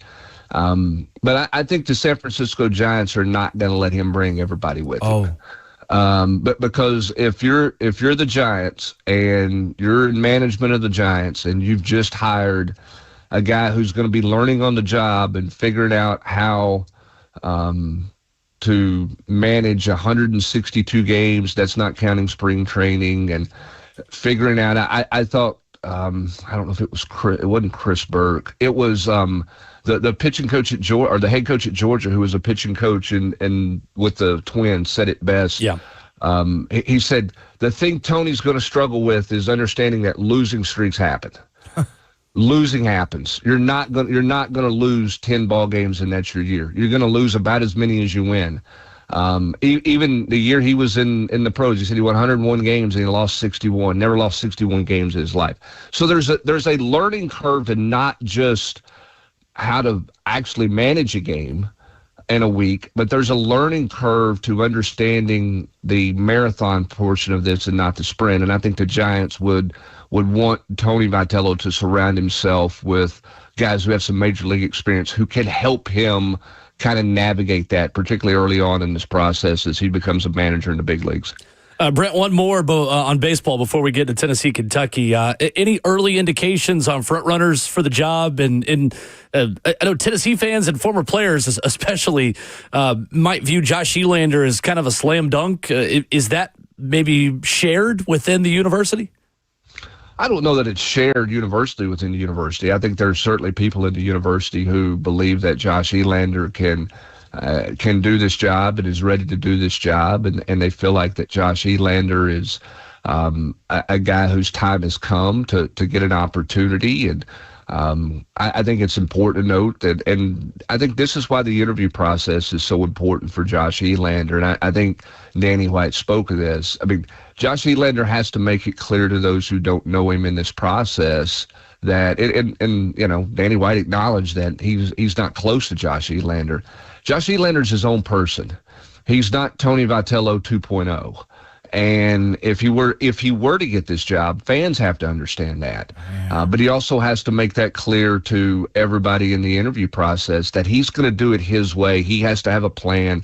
He has to make sure everybody understands that plan. That's not because, you know, nobody wants a Vitello person around. I don't think there's anything like that. I think it's a situation where Josh Elander has to be Josh Elander, and he has to make it clear that he is Josh Elander. He's not what the previous guy was in that way. So, you know, certainly he's a candidate for the job. Danny White's going to look around the country and see what else is out there and talk to other people.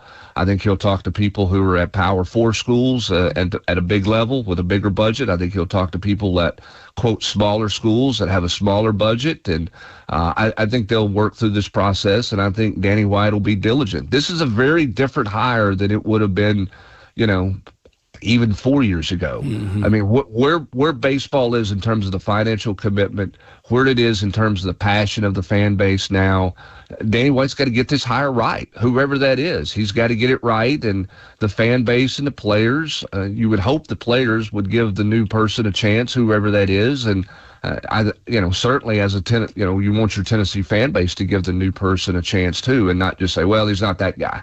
But we'll see. I think this will go pretty quick. Because signing day is coming up. I think they've got to get to a point pretty quickly through this process here. So I don't think it'll be a long, drawn-out search. Brent, switching gears to Tennessee, Kentucky. What is Kentucky's pathway to making this interesting? Where is Tennessee maybe vulnerable to what Kentucky does well tomorrow night? I think Tennessee has to watch and has to defend the curl flats, the shallow cross stuff. When you go back and look at what Kentucky did a week ago, they threw it 13 times to the tight ends and the backs, I think ended up being a total number. The running back coming into the game, Seth McGowan, we'll see if he plays, but he had 7 catches a week ago. He had 11. He has 11 on the season, so he only had 4 coming in. He got 7 touches out of the backfield in the passing game last week. They got their tight ends heavily involved as well. So I think Tennessee at this second level, the linebackers in space, coverage, how Tennessee matches up some stuff with those things will be important in this game. Tennessee's obviously got to affect Cutter Boley. You don't want him to get hot and get going, so you can't have a no-sack night. You got to get back after it. I mean, Boley was sacked 5 times last week by Texas, so you got to do there. And then offensively, you just got to run the football, and you got to limit the self-inflicted wounds. I mean, you just can't have the mistakes that Tennessee's been having, because Ramon, it just feels like every time you watch Tennessee play or you call a game, that the team stopping Tennessee's offense more times than not is Tennessee, not the opponent. And I'm not taking anything away from Alabama or anybody they played, but you look back at how a drive ended and you go, wow, if Tennessee doesn't do that, if they don't make that mistake, if they don't commit that penalty, if they don't have that bad snap, if they don't throw that interception, et cetera, then Tennessee's moving on. I mean, Tennessee's they've been their own worst enemy at times on offense. Hubs, I swear, that was my main takeaway from the Alabama game. And just looking back at a couple of other ones, too, is your offense can't beat your own defense.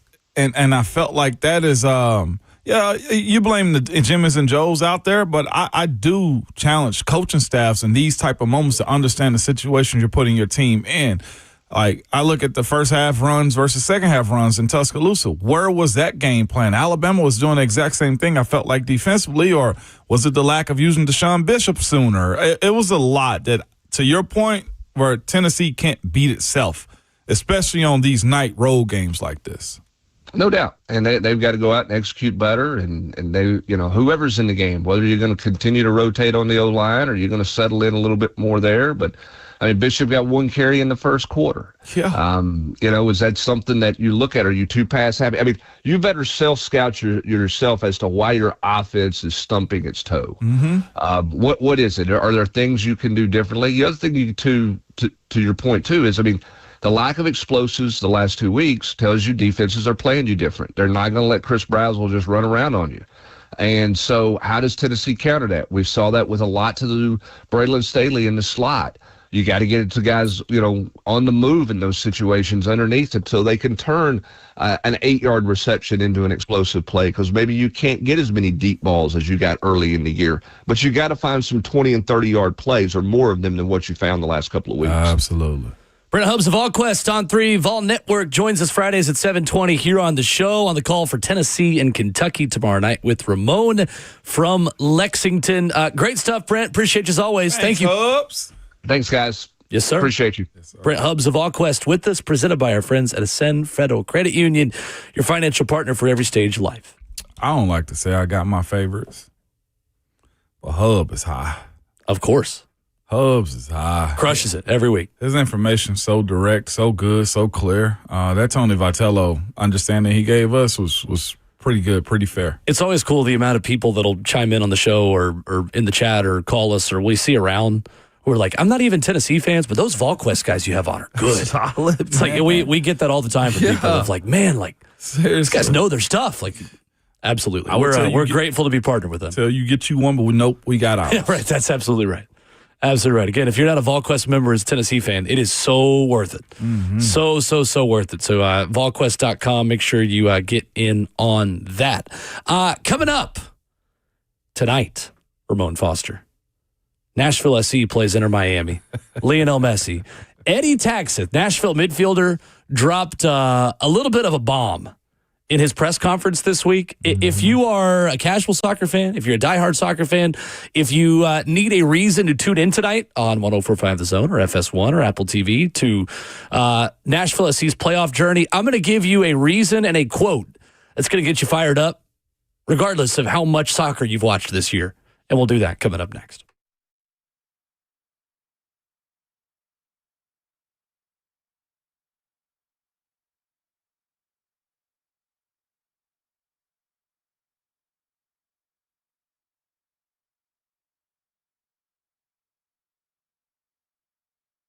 What's up? Will Bowling here talking about my new obsession, Daisy French onion dip. Look, I am a big dip guy.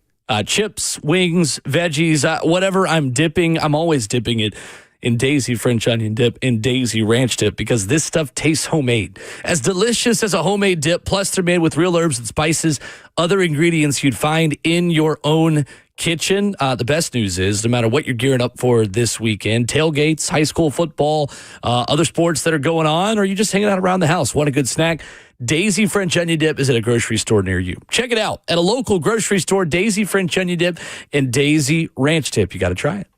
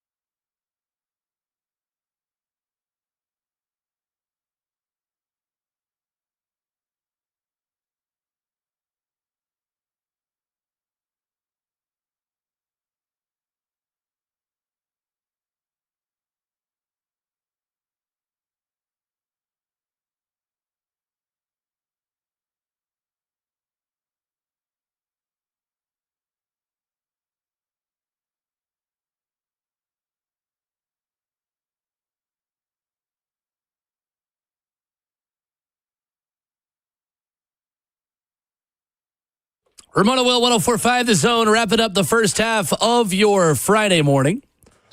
Where is there upset potential in the SEC? Couple of SEC games, including Tennessee, Kentucky, where you've got some home dogs, you've got some teams with their backs against the wall, you've got some potential for chaos. As always, which underdog is most likely to win outright? We're going to tell you that coming up in 15 minutes. 615-737-1045, our number. Tonight, Nashville SC takes on Inter Miami. Best of 3 series. First round of the MLS Cup playoffs in the Eastern Conference. This is the 3-6 matchup. Nashville SC setting all sorts of club records this year. They set a club record with 21 wins this season, Ramon, in all competitions. 16 MLS wins, club record. Goals in all competitions, 72 of them, club record. And 58 goals in league play, club record. Cooking. Taking on an Inter Miami team who became the 3rd team in MLS history to reach the 80-goal mark in one season. They scored 81 goals in 34 matches this season. That is as insane as it sounds. For the 2025 MLS Cup playoffs that begin tonight, Lionel Messi scored 28 non-penalty goals this season. That is the most in a single season in MLS history. Eddie Tagseth is nicknamed the Norwegian nuisance for a reason. He spoke to the media this week. Again, this is for diehards and casuals or just non-soccer fans alike. This will get you fired up a little bit for Nashville SC taking on Inter Miami tonight. Still pretty fresh, so I think we all saw in that game that we were really good in the first half and not very good in the second half. So just some slight adjustments to be better, and I think it helps that being a week ago. So we're well prepared. Yeah, we all want to beat them, and I think from last game there was, for me it felt like a rivalry. So I think we all changed a little bit in our heads now towards this game that we're not gonna be nice guys. So hopefully we're gonna see more determination from us. More, we're gonna be not so nice, maybe more ugly. I think we need to play as we do against like Philly. Same way we play against Miami. Against Philly, they're ugly. We're ugly back to them. So you can't be nice to these guys because they're gonna talk and they're gonna run all over you. So we have to do the same. Nashville midfielder Eddie Tagseth. So Nashville played Miami last Saturday, was up 2-1 at halftime and lost 5-2. So you hear him say, hey, it's a little fresh on our minds. And Ramon, a lot of players, when Lionel Messi's on the field, not Nashville players specifically, but a lot of players when Messi's on the field, there's a lot of talk about who's getting his jersey after the game, and this is so cool. You kind of get caught up in the aura of playing Messi and a lot of his friends. That is out the window for Nashville SC tonight down in Fort Lauderdale. I wonder where that switch came for them and a recognition of that. Like you said, their understanding against Philly, they're ugly because Philly natural, I guess, is ugly back. Is it because Messi's so protected? Messi's so good? Everybody looked up to Messi as a football player? All of that. And now, like, idols are rivals now. You have to treat them with respect, but you still have to be confident in who you are as a team and in your own tactical setup. Miami's given up 55 goals this season. They do not have one of the best 10 defenses in the MLS Eastern Conference. This is going to be really fun. Nashville absolutely has a chance to pull off the upset and to advance. Nashville has not been able to conquer Messi yet. They have not yet beaten him in the time that he has been in MLS since late in 2023. But we'll have it for you 6:30 tonight when pregame coverage starts. It's on FS1. If you're going to watch it, it's on Apple TV as well. Kickoff is 7:25. So we have some extended pregame coverage for you. Dax McCarty, who's been on this show as well, is going to join me for a one-on-one in our pregame coverage as well. I'm really excited. I'm always thankful to call in any match in the playoffs because Nashville's had it really good where we've been in the playoffs 5 of our 6 years now as a club. And, man, it's going to be fun. Oh, my God. Really fun. That sounds like a good time. The fact that he's acknowledging this is going to be pretty bad for them. I wonder what the response is going to be from the officials, though. Will they actually? You said it out. Well, rolled his. They said it out loud. Is See the the only look thing. I just gave Ramon if you're watching on 104.5 The Zone TV. The fact that he said it out loud. This is like a AFC South like matchup. This is Titans versus Texans. The way I view this, like this gonna get spicy. Will Nashville has excelled against big teams. They've excelled against teams where they can make it a little bit dirty, and I mean that in a good way. Yeah. I mean Nashville beat Philadelphia 3 times in 3 tries this season. Philadelphia had the top point total in the league this year. They won the Supporters Shield, which is like if you're a hockey fan, it's the President's Trophy. It's the regular season championship in Major League Soccer.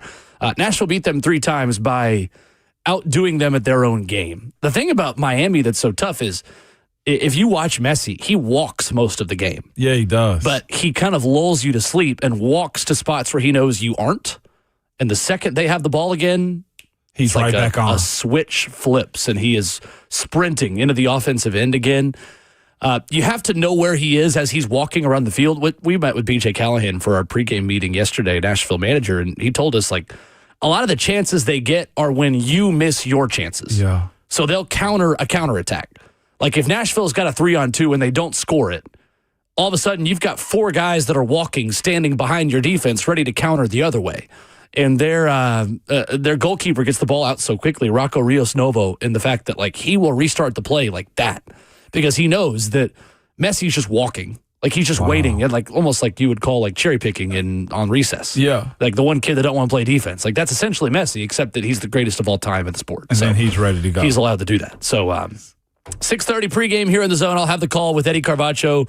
7:25 the kickoff time on FS1 and Apple TV tonight. Could be fun. Should be fun. Best of 3. It's a very American way to do a sport, obviously, that is more popular in Europe. And there you carry over the score of every game, and you basically do a 2-game series. You combine the score of the 2 games, but throw all that out. This is just a best of 3 series like you'd have in the first round of the baseball playoffs. So makes for some fun games. Look forward to it. Baseball starts tonight, too, huh? World Series, that's right. Yeah, that's right. America's team, Toronto Blue Jays, taking on the LA Dodgers. I've learned every word to O Canada in preparation. Coming up, second half of the show, hour number 3. Who is most likely to pull off an upset in the SEC this weekend? We'll tell you next.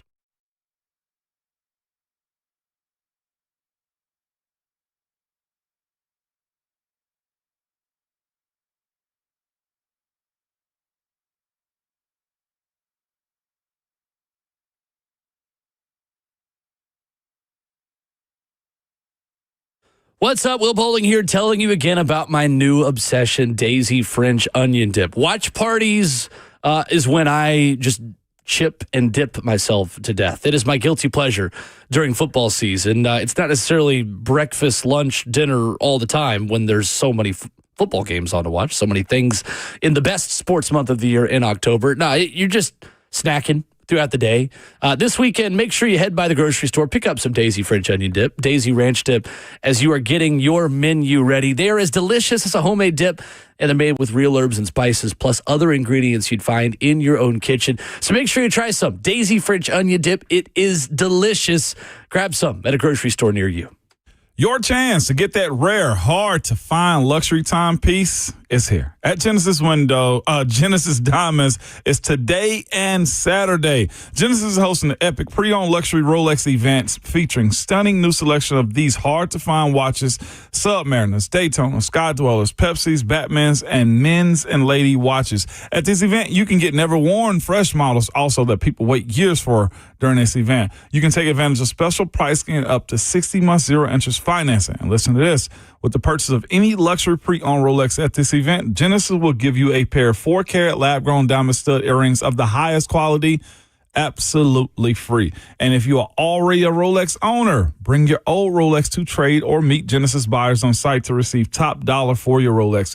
See the largest selection of luxury pre-owned Rolex watches in the state and take advantage of special financing, or get a pair of beautiful 4-carat lab-grown diamond stud earrings valued at $5,000. Absolutely free. Only at Genesis Diamonds, your home for luxury pre-owned Rolex watches. They're located in Green Hills and Cool Springs. See store for details. Wow, supplies last.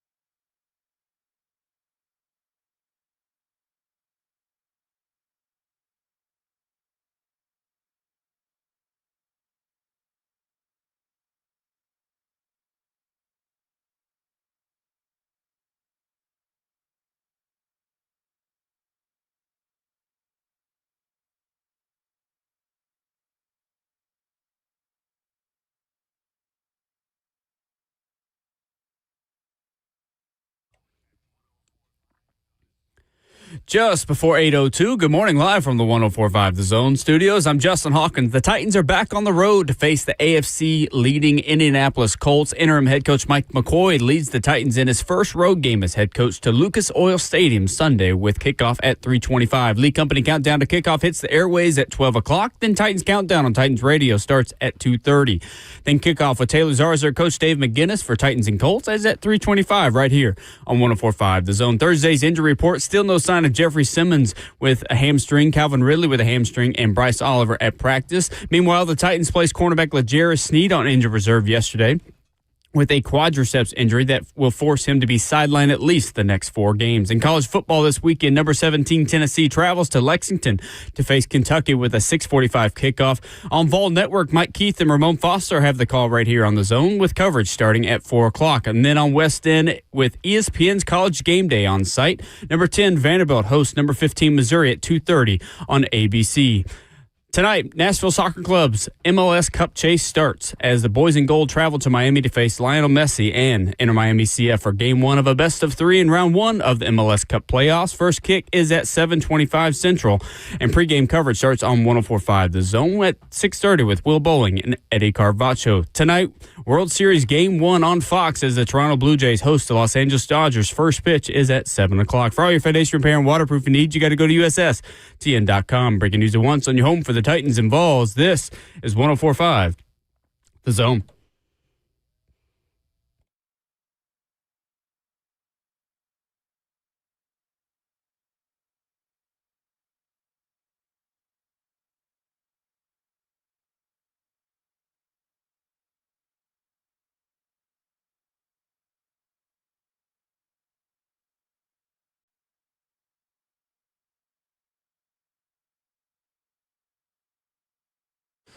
Second half of the show in hour 3 getting started on this Friday morning, Ramon and Will, fueled by Scooter's Coffee. Scooter's Coffee is locally owned in Rivergate, Smyrna, Brentwood, White House, or Mount Juliet. Amazing people, amazing drinks, amazingly fast. Sam Monson of the 33rd team and Check the Mic joins us in 15 minutes. Been a minute since we've talked with Sam. Go around the NFL. We'll get his perspective on Cam Ward's growth or lack thereof in some people's opinion. What is getting better that maybe we're not seeing because of other factors around this offense, of schematic, of offensive line, of skill position vulnerabilities? Sam Monson always makes us smarter every time he joins us. And I want to know what the heck Dana Jones has done to be so good. We'll get Sam's perspective on that as well. Dude, you know who looked terrible? Who's that? I'm watching. It's the game last night. You know, It's Minnesota. It's friggin' Carson Wentz. I'm watching the game last night with my wife, and we just chilling. I said, it's like 3rd and 5. And I told her, I said, I want to believe Carson Wentz has the capability of completing a first down right here. I said, but I just don't have the belief. You know what I do every time he runs around or gets hit? What? His last name, I wince. Oh, my God. I'm literally wincing. There's your dad joke. Because it's just, there are some guys that you want to, you're just like, oh, buddy, just go down. Just get rid of it. Just protect yourself. Like, I feel like he's going to get hurt every time somebody breathes on him. He's going to hurt somebody else is the way you view his play. Also fair. Like, I don't know. I know we're about to go into a different, but like when you mentioned like what have quarterbacks done, looking at what Daniel Jones has turned himself into and what Carson Wentz is right now, I was just like, how is he still employed? But 2, how did he get this bad? I can't understand. He holds onto the football. Like, I know that Chargers defense is good, but like, It can't be that good to where he doesn't know where to go with the football. He took like 3 sacks within a matter of like 2 minutes last night. Meanwhile, J.J. McCarthy, who's out with an ankle injury, is seen jumping over a player who is falling onto the sideline. They've kind of, did you guys see that? I missed that portion. J.J. McCarthy, Vikings starting quarterback. He hasn't been starting for a couple weeks now with the ankle injury. A guy went over into the sideline like at the end of a play, and J.J. McCarthy jumped over him to not be knocked down. Like, ankle looks pretty good there, doesn't it? Quarterback ain't out here pushing on people. He can drop back. I know. Okay. Moving on. Career high for Justin Herbert last week of 420 yards. Followed that up with a good enough day against a Vikings offense that could not manage anything offensively in this one. 37-10, the final. Where is their upset potential in the SEC this weekend, Ramon? A lot of underdogs who I think are very intriguing options to just win outright. You have Mississippi State hosting Texas as a 7.5-point home dog. Arkansas, a 3.5-point favorite over Auburn at home. A&M, 2.5-point favorite against LSU at night in Death Valley. Of course, Missouri coming to Nashville, a 2.5-point underdog against Vanderbilt. And you have Tennessee going to Lexington. Where is their upset potential in the SEC this weekend? I thought the favorites in this should have been Ole Miss going to Oklahoma. Oh, sure. Oklahoma's the favorite. That's who I picked. Uh-huh. I picked Oklahoma, but if there's upset alert, it has to be Ole Miss, Oklahoma. That game right there, as early as it is, the offensive just firepower what Ole Miss's offense is capable of. And I just don't know if John Mateer is going to, to be able to answer with whatever Ole Miss presents with. Although I love Oklahoma's defense. I like their defense. I just don't know if it's good enough to stop this Ole Miss offense. I got that game. 5.5 is a ton, I feel like, for what Oklahoma is. Sure.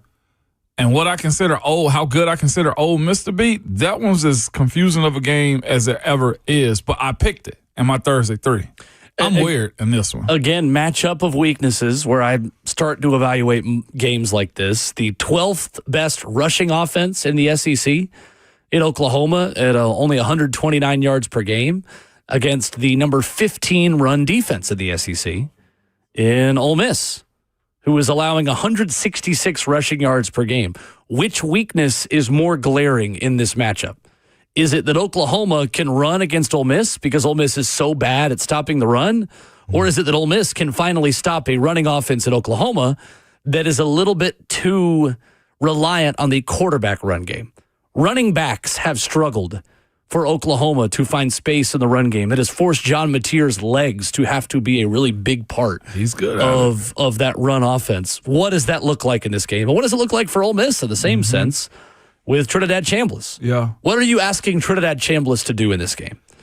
I think you're right. I think that's a solid one. I think Mississippi State, Texas is the one. I thought about it. 7.5 points.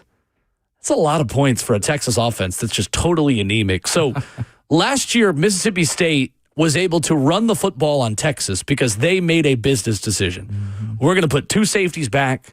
We're going to play hat on a hat in the run game. It's the same way defenses like Georgia have stopped Tennessee in the past. Absolutely. Lighter in the box in a West Coast Art Briles coaching tree system like Jeff Lebby runs, like Josh Heupel runs.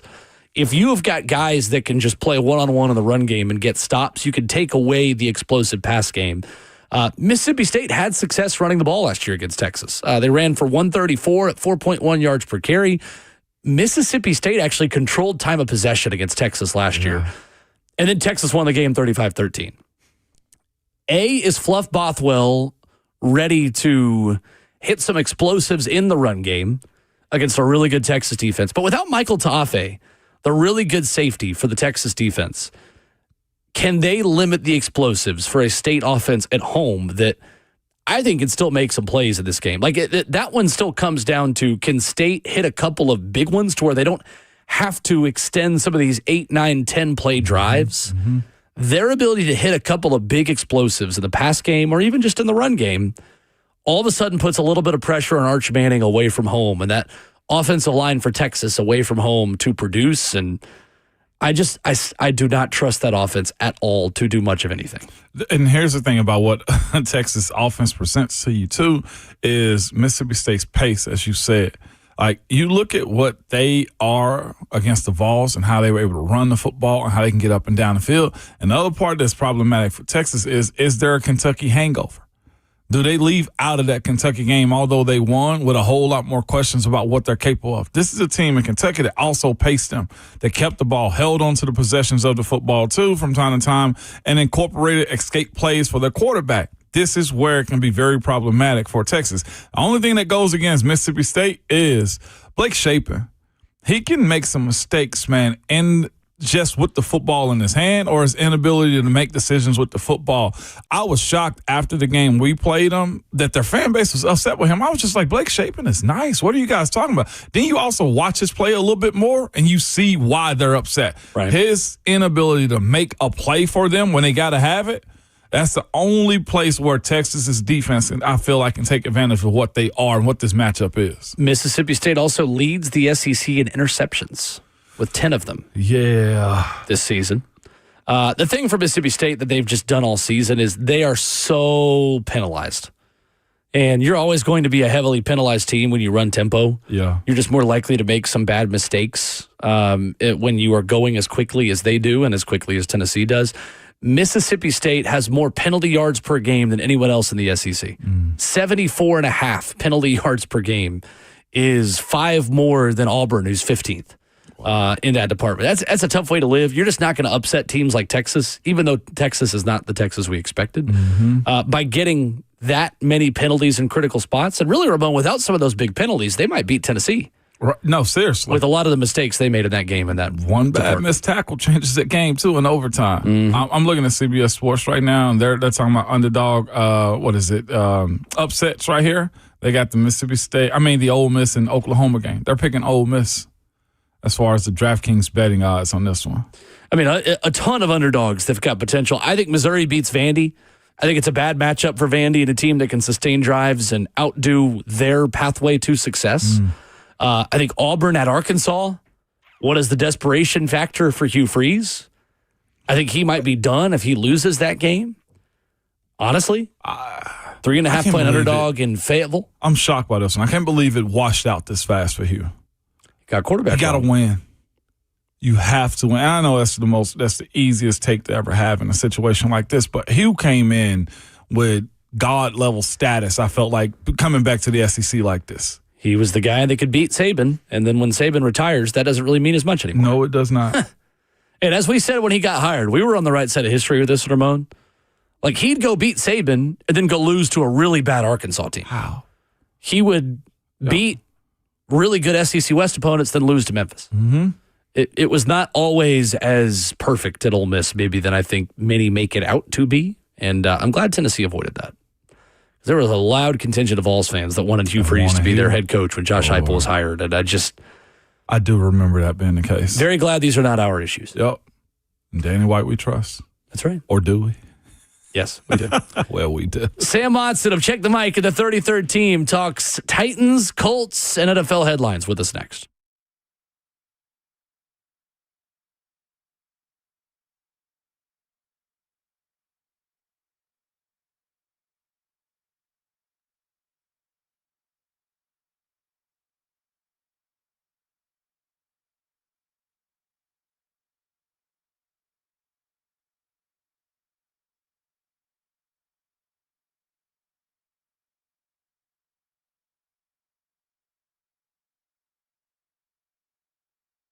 Did you know that up to 50% of the air you breathe in your home comes from your crawl space? Have you ever looked in your crawl space? I get it. Most of us don't even want to know what's in there. But moisture in your crawl space can create unhealthy issues that make their way into the air you breathe every day in your home. It's Ramon Foster, and this is where United Structural Systems can help you. USS has been keeping homes dry and stable in Middle Tennessee since 1994, so you know they aren't going anywhere. Help control moisture and musty smells with mold treatment and crawl space encapsulation that comes with the USS guarantee. Encapsulation helps reduce high humidity in your crawl space. It also helps deter mold and mildew, and it protects your crawl space from pests and wood rot. So turn your crawl space into a healthy space. Reach out to the company I trust for all foundation repair and waterproofing needs, and that's United Structural Systems. You can go to their website at USSTN.com. That's USSTN.com, or call them 615-488-7855. United Structural Systems.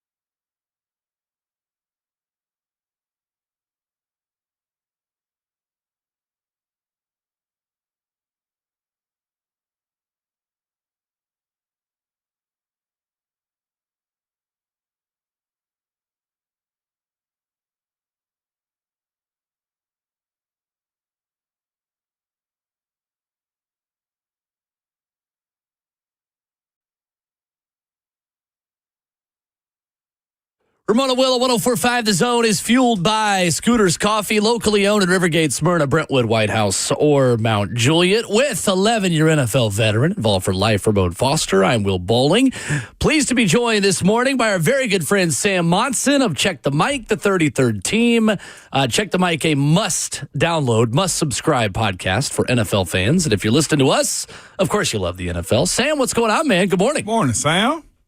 Morning, guys. How's it going? We're good, man. It's been too long. Glad to have you back on. Glad to have you on Zoom as well for our viewers on 104.5 The Zone TV to see you. Wanted to start with just Cam Ward and your thoughts on where he has been through the early part of the season, Sam, because we got fans pushing the panic button. We've got others willing to, or not willing to admit he's done anything wrong. The answer is probably somewhere in the middle. What stands out about the Cam Ward tape to you early in the season? Yeah, I mean, he hasn't been good. I think the question becomes, where does all the blame lie? To me, the most interesting thing about his tape is the type of quarterback he's been so far.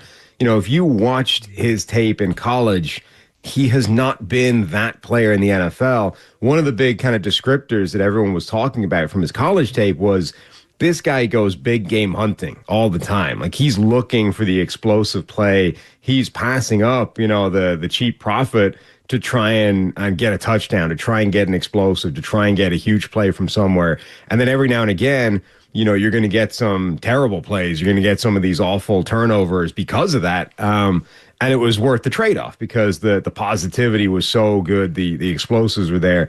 None of that's really been the case in the NFL. Like, you look at his sort of, you see these stat composites that get put out on Twitter and stuff all the time, and he's, pretty much bottom of the pack in almost everything except turnovers, turnover-worthy plays. He's actually been pretty good at that. Like, this is the one thing that I would have expected him to, if things are not going well, if the situation isn't great, I would have assumed you'd see quite a lot of turnovers from Cam Ward. And okay, the ones that have been there have been pretty bad, and, they stick in the memory, right? Like, he just throws the ball on the ground by mistake. But there haven't been that many of them. The real thing that jumps out is we haven't seen this explosive play, even the desire to try and create those explosive plays. Like, the amount he goes deep has been pretty low relative to other quarterbacks. He really hasn't been that big game hunter type of quarterback. And I think that's the thing they need to try and work on. Like, let's get Cam Ward back to being Cam Ward, and then we'll work on smoothing out the rough edges. Sam Monson, Check the Mic, the 33rd Team with us. Sam, how much of that is controllable for him? Because we talk about this system, and when Brian Callahan was here making comments like, there are explosive plays to be made. We just either A, have to have a clean enough pocket to have time for them to develop to throw them, or Cam's got to throw a more accurate ball. They've got to catch them. I mean, there's a lot of different reasons why some of these explosives haven't hit. How much of this is system-based? Like, when you watch the film, are there open receivers deep that he's just not hitting? What has been the disconnect of why Cam Ward hasn't been as explosive maybe as you expected? There are NFL open receivers. It doesn't look like it did in college, right? Where there's a guy 5 yards open, there's nobody anywhere near him, and it's an easy, put the ball in the air, push the trigger, and let's go. In the NFL, it's not like that, right? It's one-on-one on the outside, and the guy's not obviously, taken away with leverage. And those are the plays where it's got to be an internal green light. You've got to give your guy a chance to go make the play. And you look at some of the other quarterbacks in the NFL, that's what the throw looks like. It's not that this guy is wide open and we're going to throw the ball in his direction come what may. It's like, this is potentially open, and then I'm going to put the ball in the right place location-wise, then my guy can go make the play. And he can, you look at some of the best receivers in the NFL, and these guys are able to kind of create the open target at the end where they can adjust how they track the ball in the air, how they slow up and then extend into the space, and kind of make the throw right. And, definitely receiver supporting cast is a problem in Tennessee. Like, they do not have the best receiving core in the NFL. You're not throwing a Jamar Chase out there the way Joe Flacco is, so it's not going to look the same. But, your job is to put the ball in the air and give those guys a chance to make the plays. And if that's not happening, that's not on you. But at the moment, you can't just assume they're going to be covered and not going to make the play at the end of it. You've got to try and take those shots. joined by Sam Monson this morning, the 33rd team. Sam, so the question is with what you've presented and told us right now, is he successful this year for the Tennessee Titans? Like, what does that look like when you're talking about a good finish to the season for Cam if he does get the opportunity, or is it possible with the cast of characters that are around him? Yeah, it's going to be tough. Like, I think when moving away from Callahan's offense, I think you can push a few more easy buttons to try and help him out and try and change the way that offense works a little bit. You know, that was quite an extreme offense schematically in terms of some of the things it did, sticking rigidly to 11 personnel, you know, these types of things. I think generally in the NFL, if you are on the extreme of, you know, particular schematic wrinkles, unless you are clearly one of the best, you know, schemes in the NFL on either side of the ball, it's probably better to move towards the middle of the pack somewhere unless it's clearly working. And I think that's the case for this offense. Let's try and move to more diverse personnel schemes. Let's try and get Gunnar Helm involved some more. You know, let's try and experiment with those types of things.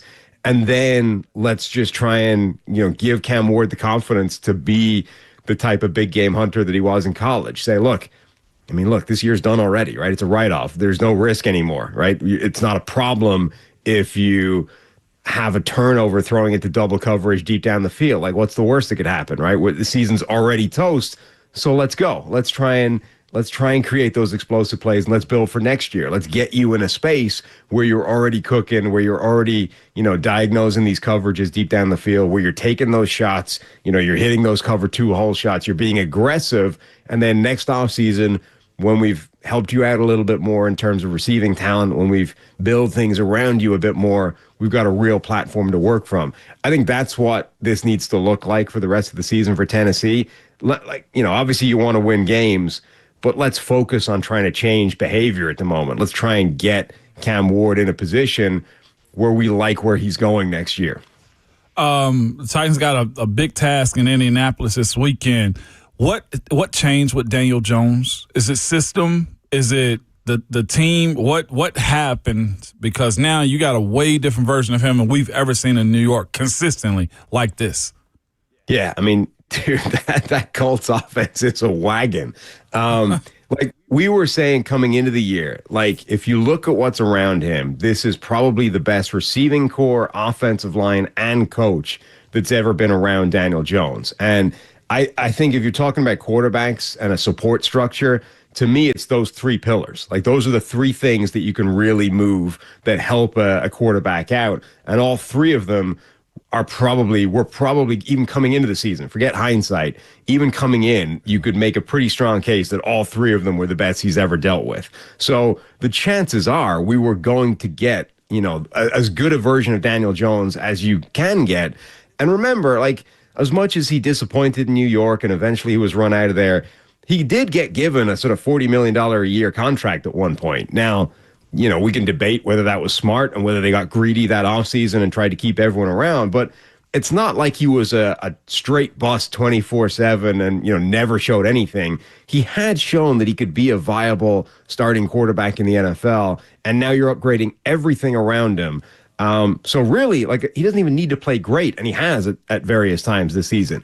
But if he just plays competent, average football, you've got a guy looking like the best running back in the NFL this year. You've got an elite and well-balanced receiving core and a good offensive line and a good scheme, a good coach calling the plays. Like, it makes sense that this thing was going to be really good, I think. Sam Monson of the 33rd Team. Check the Mike podcast wherever you download podcasts. Sam, what does the Titans organization then learn from the way Shane Steichen and the Colts have developed Daniel Jones? Like, how do the Titans go find their Shane Steichen as they look for a replacement for Brian Callahan? And what is the profile of coach or even offensive coordinator, if they go with a defensive coach, that makes Cam Ward as successful as he can be in 2026 and beyond? I think it's tough. I mean, Shane Steichen has got a pretty good proven track record now of, you know, maximizing quarterbacks wherever he's gone. Obviously, the one big miss there looks like a personnel miss in terms of Anthony Richardson. They drafted him the top of the draft. He hasn't worked out. But even Richardson has had stretches where it's looked very good within that offense. They just never lasted, and he always got hurt, and he never made it through like 2 games without getting injured again. But you go back to his time in Philadelphia, that's arguably when that offense looked at his best. You look now, you look in between. He's gotten some really high-end play out of various quarterbacks. I think that's a tricky thing to predict, but I think the lesson from Shane Steichen's tenure right now is, I think you're seeing with both Daniel Jones in Indianapolis this year, you're seeing it with Darnold in Seattle this year, you're seeing it with Darnold in Minnesota last year. I think you're seeing the power to a good situation for a quarterback, right? And I think a lot of coaches can get good play out of quarterbacks if they've got good receiving cores, if they've got solid offensive lines, if they've got, the basis of the offense is in a good place at the moment. And I think too often, NFL teams are trying to do it the other way around. It's like, let's get the guy and then let's try and build around him. Yeah. If you build the situation first, and put just a body in there, like somebody that can just steer the ship, and then you find a guy that's got talent and you can put him in that situation, whether it's a rookie or whether it's one of these veteran reclamation projects, you can get really, really high-end play as long as that supporting cast is in a good spot. To that end, Sam, real quick on the offensive line front, we've talked with you and with your co-host T. Palazzolo all offseason about how the Titans on paper have an offensive line that could and should be back to average as the first goal of rebuilding the trenches, right? How surprised have you been with some of the play from the Titans offensive line this year? And what are some of the red flags and warning signs about what hasn't worked? Like, why has this offensive line not met expectations from what you see on film? Well, I think it's definitely moving in the right direction still, and not for the first time in a while, but it's steadily and slowly creeping back toward average, that, line that we use all the time. I think part of the problem is that Cam Ward stylistically is the type of quarterback that's going to stress an offensive line. He's going to hold on to the ball for a while. He's going to, so those two kind of work together. Like when the offensive line's breaking down, Cam Ward's not necessarily helping it out. And that maybe part of that is just how he wants to play the game. But I think a big part of that is young quarterbacks generally hold the ball longer than you want them to. Like that's part of the adjustment to the NFL level. The game's faster. And they don't, that's the thing. That's the lag time. You're used to having more time in the pocket. You think you have more time than you do, and you hold on to the ball longer, trying to get a guy open, trying to make a play. So I think the line is incrementally moving back toward average, but it's being held back a little bit because Cam Ward is stressing it more than, if you put a quarterback out there that's averaging half a second less, time to throw. That doesn't sound like much, but that's like an eternity in NFL terms. If you put one of those guys behind this line, it would immediately look significantly better. So, maybe Cam Ward will get there at some point in his NFL career. Maybe he'll always skew a little bit in terms of longer average time to throw, but simply speeding up that process, which partly comes just with time and experience, I think will immediately help the offensive line out. No doubt. So, Sam, when you look at this presentation of what the Titans are right now with the quarterback, and you got some pieces, need a whole lot more. If you were being a realistic evaluator of them, how long do you think it'll take to where you say, okay, yeah, this is a year they should be more competitive? I think you can do that kind of thing in one offseason. It's not going to be, we're not going to fix the whole thing. We're not going to be the Indianapolis Colts next year. But I do think you can go a long way towards making this thing competent, productive, particularly on one side of the ball. And to me, when you found a quarterback, if you have confidence in the guy and the situation around him isn't great, I would focus 100% on that side of the ball this offseason. Like, yeah, the defense is a mess. That's going to take some work. Forget it. Like, put a pin in it. Let's punt that for an offseason. Let's find all the receiving help we can find for Cam Ward. Let's make sure that offensive line is as good as we can get it. Let's try and focus on an offensive scheme, whether it's the head coach or whether it's, the guy that he wants to hire as his offensive coordinator. Let's make sure we have confidence in the guy calling plays next season. And let's try and ensure that 3-pillar situation, foundation around Cam Ward is as good as possible next year. And if that ends up with a team, that doesn't win as many games as maybe it could because the offense is good and the defense is terrible, fine. But at least you're confident that you have your quarterback and that the offense is solid. And then the next year we can really focus on the defense, and then we have a whole team. But I think you can get an offense in a good situation in one offseason. What's happened in Houston? Should they have trusted C.J. Stroud to say, I want my type of coordinator, or should they have continued to go with their old guy right now? Because I thought they would have been the AFC South leader at this point, and they're just barely putting along right now. So there's a few things. I think the biggest problem there is that offensive line is just a train wreck. And we were heading into the season, like it was a problem last year. They traded away the only good player from last year's offensive line, and that was unlikely to make them better. And that's been exactly the case, right? The offensive line is now as miserable as it gets. They look like they've never seen a stunt. They can't pick up pressure looks. It's awful. Now, the other part of that is, well, okay, part of the explanation for last year was, well, C.J. Stroud's not allowed to do anything at the line, right? We don't let him set protections, change anything, make adjustments, call audibles. And now, we've run the offensive coordinator out, and C.J. Stroud's going to have control at the line of scrimmage. Well, that hasn't fixed anything. C.J. Stroud does not look like he's comfortable setting protections. They're regularly wrong to begin with and don't get fixed when, the defense shows something pre-snap. So that hasn't helped at all. I think there's an element to which C.J. Stroud may have been part of the problem all the way along. Wow. And this is, it's complicated because I think Stroud's a really good quarterback. And when you put him in a good situation, I think we've already seen he's capable of really high-end play. But I think that doesn't mean that he's flawless, right? And his flaws might be making the thing worse right now. And then, you have to say, well, if the offensive line is this bad and looked this bad on paper, we've got some questions to answer from a personnel department standpoint, right? 100%. Sam Monson always makes us smarter every time he joins us at Sam Monson NFL. Check the mic with him, with Steve Palazzolo. Great stuff. Live Monday, Wednesday, Thursday. The 33rd team and wherever you get your podcast. Sam, I always appreciate you, man. Thanks so much. Thanks. Cheers, guys. Take it easy. All right. Sam Monson with us this morning, talking Titans and Colts, hitting some AFC South notes. I like it. Good stuff as always. Well, it's good stuff. Sam's solid, man. He sees from an outsider's perspective, too. 100%. Good insight from him. Got a couple minutes to take your phone calls. 615-737-1045 is our number. We got Tate Matthews talking a little high school football. Coming up at 9 o'clock, Ron Slay talking about, I'm sure, life, liberty, the pursuit of happiness, whatever he wants. Coming up at 9:20. Take a closer look at a little bit of Thursday night football last night. There was a game played, even though it wasn't much of a game. And if you missed it, we'll give you some highlights of it coming up next. Let's face it, buying a vehicle should be straightforward and stress-free, and that's exactly how Two Rivers Ford has been doing business for decades. This locally owned dealership has a non-commissioned sales team whose only focus is to find you the right vehicle at the right price without the pressure. So you'll actually have a fun car buying experience. Great prices, easy financing, and a non-commissioned sales team. Two Rivers Ford, the South's most trusted Ford dealer.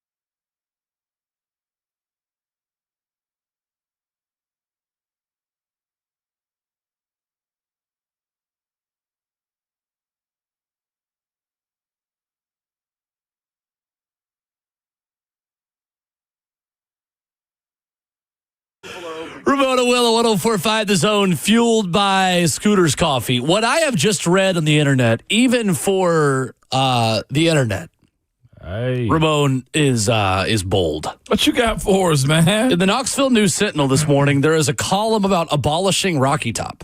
What? You heard me correctly. Why is that even a thing? Listen, I'm gonna avoid the P word politics here. I'm just gonna read you this headline. I'm not giving this guy a click. First of all, I am not clicking on this article, and that is one thing that if you don't like things like this, just don't click on it. So I'm not going to. But here I am reading it on the internet, or reading it on the radio. Knoxville News Sentinel opinion from a man by the name of Kirk Wolf.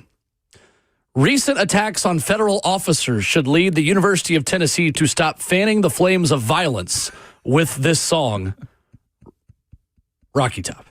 Says Rocky Top needs to be retired. What?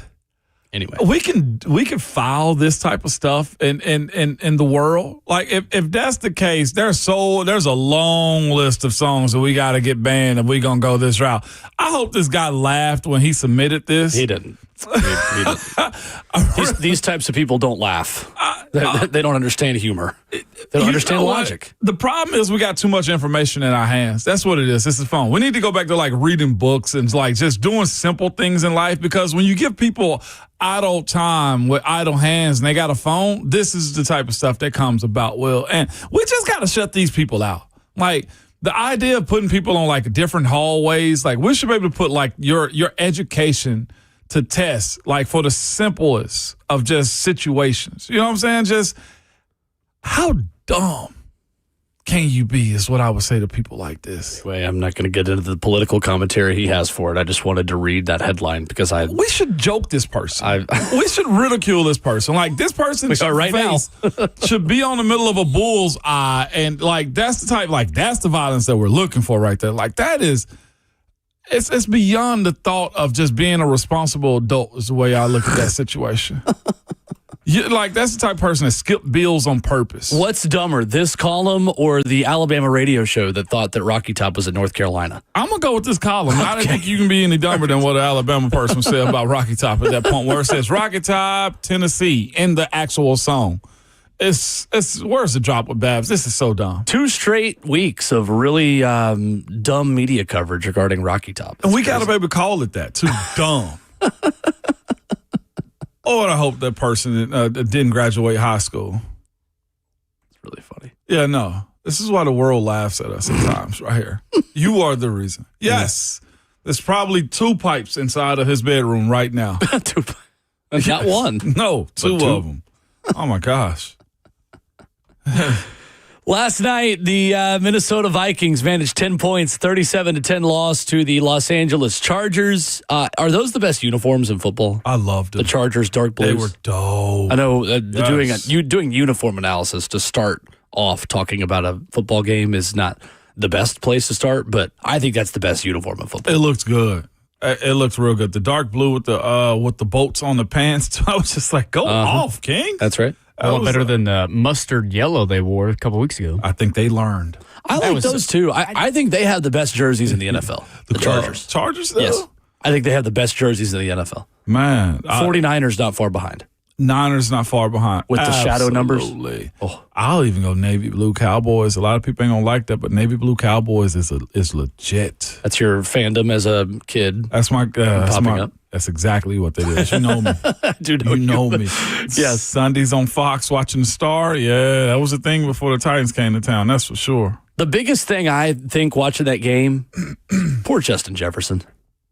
Wasting away. Poor Justin Jefferson with Carson Wentz. He joined Hall of Famer Randy Moss and Torrey Holt as the only players with at least 8,000 receiving yards in their first 6 seasons in NFL history in this game. I feel like they had talked about their record beforehand, and he's just now getting to it. Like, this was weeks ago, and that just shows you the level of his quarterback play that he's had there in a little while. Mm-hmm. I hate that him. He's such a – if there's somebody out there that's deserving of, like, the stardom that he gets, it's Justin Jefferson. He does a lot of stuff right, man, at least on the surface. I will add, too, there's one player, man, that's making plays for his team that I don't think fit the mold of what you thought would be a good NFL player, and that's Ladd McConkey. Ladd McConkey is going to be a steady force, I feel like, in the NFL. And here's the thing about him. Just evaluate him. It's what you got to do with guys like him. Can he play ball or can he not? Ricky Pearsall is another one of those guys I feel like you overcomplicate the decision to pick players that they get labeled. But Ladd McConkey is one of them dudes, man, that just finds himself open time and time again. Over and over. Yes. No, you're right. He is, again, a part of a changing type of receiver that is having success at the NFL level. Yep. We, for so long, thought you had to be big and physical and have a certain amount of muscle mass. I mean, honestly, to play the wide receiver position in the NFL, and guys like Jackson Smith and Jigba, who's leading the NFL in receiving, we're seen as, not sustainable talents at the next level. And we are learning that those types of receivers are certainly the best types. There's another one, Devontae Smith. Remember how much he got knocked coming out? Does he have the size to do it? And I remember this conversation. I've been playing at this size my entire life. He knows how to take hits. Now, has he taken some hits that kind of made him curl up? Totally. Yes, he has. But that Joker's a playmaker, man. Yeah, no doubt. You do have to get away from that. But I will say this, too, and this I don't think it's fair to not acknowledge it. But if you can find your Justin Jefferson, Jamar Chase, you want to keep those guys, too. Well, and, to the point about the Chargers, and I saw Mike Clay put this out last night of ESPN. Ladd McConkey ran 21 routes and had 10 targets in this game. Talking about the other type of receiver that we've coveted more in the NFL, Quentin Johnston. Yeah. 20 routes, 0 targets. Really? In that game last night. Just wasn't his night? I mean, he can't catch. I thought he turned the corner this year. I thought so too. On the mainland United States, he struggles. In this country, he has trouble. In Brazil, he cooked. I mean, he does have 407 yards to start the season. I mean, he's on pace for a career season. He had 711 last year. Probably not far away from that, honestly, on pace. He's on pace for a little more than that this year, but starting to tail off a little bit. Only 70 yards now in his last 3 games since the start of October. That's understood, then. I get it. I just expected so much more out of Minnesota last night against that Vikings team. I mean, against that Chargers team, because Justin Herbert hadn't been lighting it on fire like that, but they found their mojo against the team with Carson Wentz as the starting quarterback. And I don't want to blame him. That O-line is having its issues, but the decision-making for a guy like him just looked as if he was a deer in the headlights last night. Right. So, I mean, again, when you're talking about who the Titans are going to want a receiver this draft season, if a guy's a little bit more slightly built, that can be a yellow flag. I don't think it has to be a red flag. No, not like it used to. Necessarily. If you can make contested catches, if you can get separation, if you can just get open. I don't care if you're 165 pounds or 240. Nope. Just get open and make plays. Catch the ball. It sometimes is that simple. It is. Tate Matthews joins us coming up next. High school football week 10. There are 2 weeks left of the high school football regular season, and Tate takes you around Middle Tennessee to begin the final hour of the show and the week coming up next.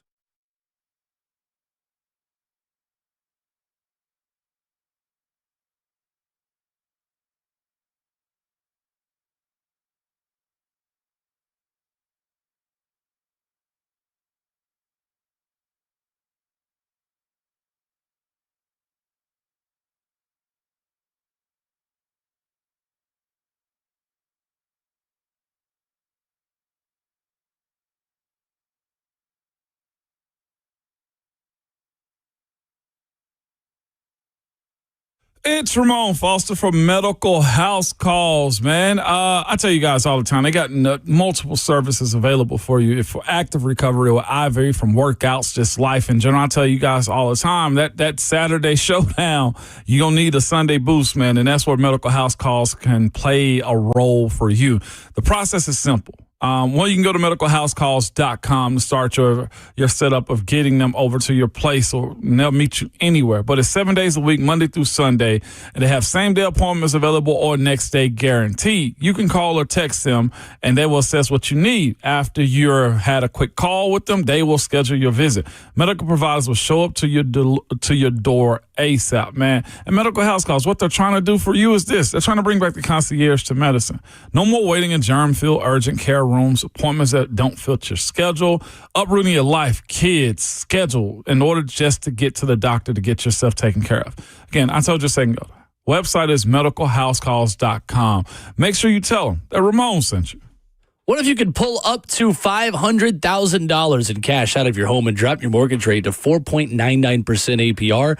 Hey, it's Will Bowling. Right now at Loan Pronto, they've got the lowest rates in 3 years. With Loan Pronto's Rapid Equity Loan, you can get your cash in as little as 3 days, pay off all those high-interest credit cards, and even skip your next 2 house payments. One client just got $300,000 approved in under 24 hours, paid off their debt, paid off 2 car loans, and saved $2,100 a month. One call, life changed. There's no wait. No hard credit pull up front. You probably won't need an appraisal. Just fast, easy cash from your home's equity. Rates are at a 3-year low. Act now. Call 615-499-5780 or visit loanpronto.com for your free instant home appraisal. See how much cash you can get today.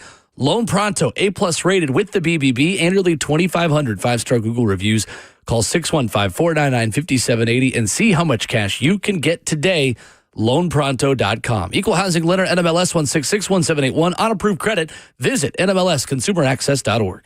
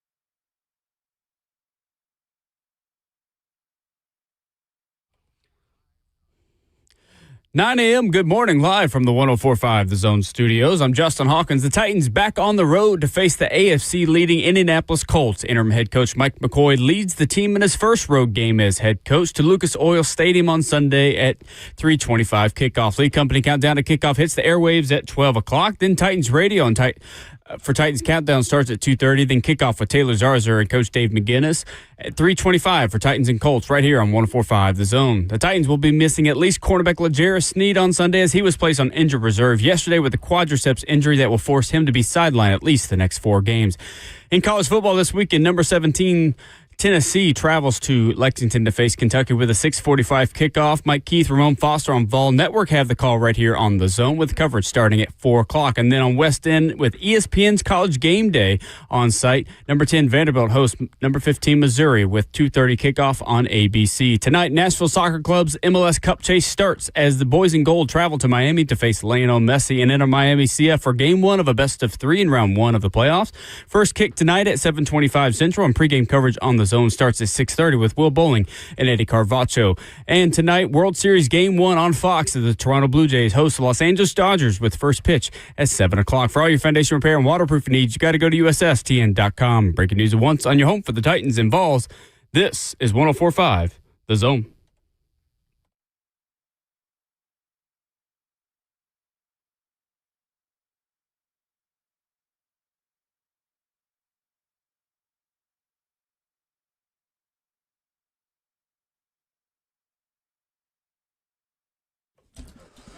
Away we go into the fourth and final hour of the show and week on Ramon and Will, fueled by Scooter's Coffee. Crew's all here. Justin Hawkins had the controls, Ramon Foster and Will Bowling, joined as we are this time, Fridays in the fall, by our good friend Tate Matthews, taking a look at the high school football slate tonight. It is somehow already week 10, Tate, and I am right on that, right? Like I feel like as I'm saying that, I'm like, there's no way it's already week 10 and there's 2 weeks left in the regular season. Nope, you are correct. It's week 10. Remember, we went to week 0 a few years ago. We started calling it week 0 so we could end on week 10. Nobody liked week 0. I didn't like it either. So, yes, it is week 10, but week 11 is the end of the season. So we've got 2 more weeks. All right. Bittersweet, man. It's sad because the regular season's coming to an end. But it's exciting because the playoffs are right around the corner. I love it. Tell the people about Freedom Boat Club, the partners that bring you to us. Well, Will, another thing that's right around the corner, hard to believe, is Christmas. A lot of people around here, you've got that special person that's they're hard to find what to get them. You don't know what to get them. They have everything. Well, the Freedom Boat Club of Tennessee membership would be perfect. What better way to give them that and give them the opportunity to get out on the boat 365 days a year at 12 top-tier locations across the state of Tennessee, 7 of them right here in Middle Tennessee. Like we said, each week you can get on at Center Hill, Percy Priest, Tim's Ford, and Old Hickory. They own the boats. You just show up and use them. It is safe, hassle-free, and unforgettable. I talk to more and more people that are getting involved in it. You pay a one-time entry fee, and then you've just got the monthly dues. And they've got the full lineup of boats, top-of-the-line tri-tunes, double-deckers, bow riders. You want to get into surfing. They've got the surf boats as well. And now's the best time to do it. They're running specials right now. So reach out to Mariah or Angie or David at freedomboatclubtn.com and get out on the lake, man. Your family will definitely be happy that you did. Tate, I almost made the mistake one time of buying a boat myself. We just moved to Hendersonville. I just got a new contract. We went into the shop, and I was like, oh, that's affordable. Then we left and talked to friends about owning boats. I'd much rather go through your process than the one I was going to do, okay? I'll be doing that one instead. Wise decision, Ramon, but I get it. You got up there, Old Hickory. You kind of fell under the I did. Old Hickory trance. And good point. Now's the time where if you do own them, you got to pull them out, get them winterized, keep them stored. No fun. No fun. Absolutely not. All right, Tate, let's start with the great TV game tonight. My TV 30 Friday Night Rivals, and our good friend Lucas Panzica has got a great one as the Antioch Bears at 8-0 and 4-0 in region play another undefeated team in region play, the Wildcats of Clarksville. A big Region 5 6A matchup in the Andre Adams Show is on the road this weekend, Tate. Yes, it is, and it's become probably the biggest act in town outside of maybe Jared Curtis, but I think it's maybe on par. But the My TV 30 game tonight, Lucas Panzica will be on the call with Bruno Reagan, who, as we all know, is one of the all-time great Clarksville Wildcats. So that's pretty neat. But Antioch is undefeated, as we know. Clarksville has 2 losses on the year, but they were in the first 2 weeks of the season. The first one in week 1 to Blackman, and then after that, Springfield. So they've won 6 straight, with 2 of those being shutouts and 2 with 7 points or less. So they're playing really, really well. And again, this is for first place in the region for Region 5 6A. If Antioch wins, then you got to think they got a pretty good chance of winning at Rossview next week. If Clarksville wins, then good possibility of a 3-way tie next year. Then we get into the tiebreakers and all that. But Clarksville's a really good team. I think that it really raised some eyebrows when they beat Hendersonville a couple weeks ago. Hey, you're going to love this, Ramon. Here's your nugget for the day. They've got a great running back in Avare Galbraith. He's got 9 touchdowns in 7 games, and he's a guy that you can give it to him 20, 30 times a game. He's also a guy who can make you pay. That last name ring a bell to you, Ramon? Yes, it does. Harry is his uncle. He's the great nephew of the great Harry Galbraith. Ramon will tell you the 76 Intimidation Award was probably the best honor an offensive lineman could get under Coach Fulmer, correct? Yes, it was. Get your 76 block for Harry Galbraith, no doubt. How many 76 blocks did you get, Mon? I got a few. I got a lot of them. I got plenty. Hey, man, Harry Love. Harry Love, man. I miss my guy. Like him, right? Yes, I miss my guy. Clarksville man. I got a story actually from Doug about how his recruitment went down, and it was that's a conversation that has to be had at a later date about Harry Galbraith going to the University of Tennessee. Nice. Amazing. No doubt about it, man. It was a crazy story and a great story. But Avare Galbraith is going to have a big game tonight. They've got 2 really good linebackers in Max Cunningham and Nate Parada. And Clarksville still does a good job of they've got football / wrestlers that are still dual sport guys up there. Avare is one of them. Tough team. Andre Adams, though, on the other side, everybody knows about him. I was looking at his season stats the other day. This is amazing, man. And the tough competition. 118 for 163, 2,421 yards, 29 touchdowns, 705 rushing yards, 10 touchdowns, 1 interception. Wow. Against that competition, that's really strong, man. And he's just a junior. Wow. And then everybody knows about Brandon Galladay as well. So there's just so many different ways that they can beat you. Andre can beat you with both his arm and his feet. If you try to key too much on him, Brandon Galladay gets loose, and Andre's leading the mid-state in passing, and Brandon's leading the mid-state in receiving. So, and then on the defensive side, I don't think they get enough credit, but Caleb Doss has 101 tackles on the night. Fred Ntomba has 101 tackles on the season. Fred Ntomba has 79 tackles on the season. Amari Peters has 67 tackles on the season. Antioch scores so fast and so often, their defensive guys get a lot of snaps.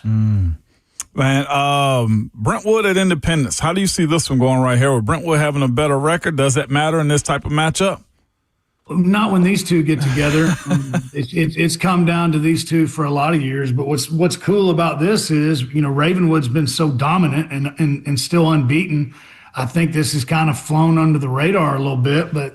But in Region 6A, Ravenwood is 4-0 unbeaten, but Brentwood's 4-0 and unbeaten as well. So Brentwood's 4-0, 5-3 on the season, 4-0 in the region. Indy's 3-4 and 2-2.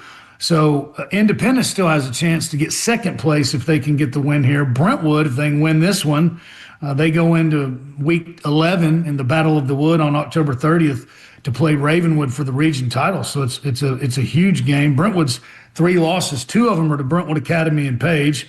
Both of them are unbeaten. So, two really tough competitions there. And then they had a tough loss against Henry County on the road, which that's a tough place to play. So, yeah, man, this is really big. And if Brentwood can get the win, it makes that Region 6A title game next week against the Battle of the Wood even more intriguing. They're going to need a strong performance from the run game and on their offensive line for sure. Coach Finch does running back by committee with Isaac Carano and Parker Cates and Will Lupke.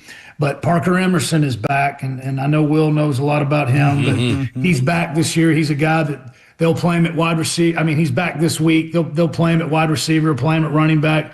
They'll play him at quarterback some as well. Getting him back is a big boost for the Bruins. But on the other side, Matt Horner, the Independence quarterback, he's in the top half of passing in the mid-state this year, and they're going to need a really big game from him. Matt's a big play guy, but kind of had some turnover issues throughout the year. So Coach Blade is expecting 0 turnovers from him tonight. If they can do that, he feels really good about the game, and he'll need to find his top 2 targets all year, Hunter Mullen and Hendricks Harvey. All 3 of them have had a nice connection, but they've got almost as many rushing touchdowns on the year as they do passing. Eli Garlington, he doesn't get as many carries, but when they get down around the goal line, they line up Eli Garlington behind the big Eastern Kentucky University commit Skylar Green, and he's got 6 touchdowns on the night. So it's going to be a fun game. You know how disciplined Brentwood always is, but Coach Blade, one of the best offensive play callers in the state, he'll have something for him. It ought to be a good crowd as well. And Tate, to finish up with you this morning, Innsworth and Coach Tim Hasselbeck have already taken the scalp of one big Chattanooga Power when they beat McCallie earlier this year back in September 20-10. They traveled to Baylor tonight. First, I just want to ask you from a recruiting perspective, because a lot of Vols fans, a lot of just SEC fans, of course, listen.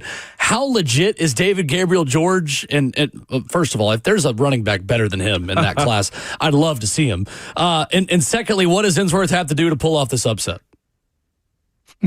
I ask a D2 AAA coach that we all respect very well. I said, any chance Innsworth, and I mean this is no disrespect, any chance Innsworth can stop Baylor, and he's sitting back. If the quarterback has the flu or the quarterback or the running back turns his ankle. Oh, okay. They're that good. Yeah. They're that good. Yeah. Especially, but here, I don't know, man. If I'm Innsworth, here's the way I'm looking at it, right? Baylor's averaging 37.7 points per game against really, really, really good football teams. But they've given up for a team that is that talented and that dominant outside of they had one shutout against Ambassador Christian, and then they held CPA to 7, but NBA scored 18 points on them, and they're not lighting the scoreboard up, and then they've given up 34, 30, 35, 35 to McCallie. They were in a dogfight there. So I think if I'm Innsworth going into there, we're not going to win a 10-7 game, but if we can get that thing up upper 20s and in the 30s, and we talk about him every week, I think E.J. Gibson's one of the best running backs around, especially as a high school guy. He's at the top of or near the top of the scoring in mid-state with 17 touchdowns, and they got a really nice quarterback in Taylor Hasselbeck, Coach Hasselbeck's son. He's not going to throw for 350 yards, but he's a good job managing the game and getting the ball where it needs to be. They're going to hang their hat on rushing. So I don't know. They got to find some way to score some points, because you're not going to hold Baylor to under 20 points. Tate Matthews joins us Fridays at 9 to preview the upcoming high school football slate. When we talk with him next week, it will be the final week of the regular season. Tate, excellent stuff as always, sir. Thank you. Thanks, Tate. I hope you all have a great rest of the show. Safe travels to Lexington. Go Big Orange. Go Big Orange. Love it. There he is. Tate Matthews previewing Tate. the high school football slate tonight. Ron Slay joins the conversation coming up next.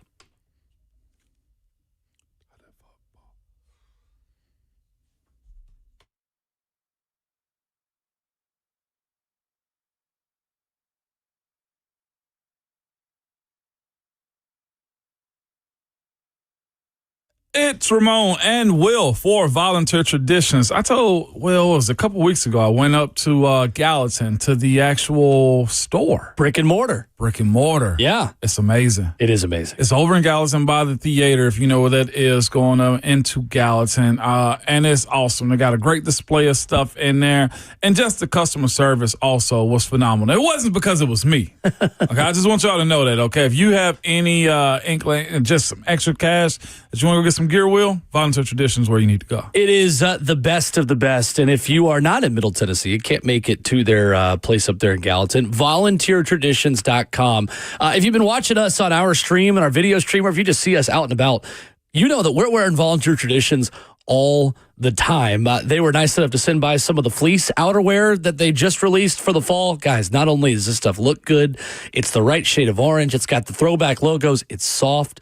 It's warm. If you're making the trip up to Lexington this weekend, make sure you have the very latest from Volunteer Traditions. They've been making Tennessee apparel since 2006.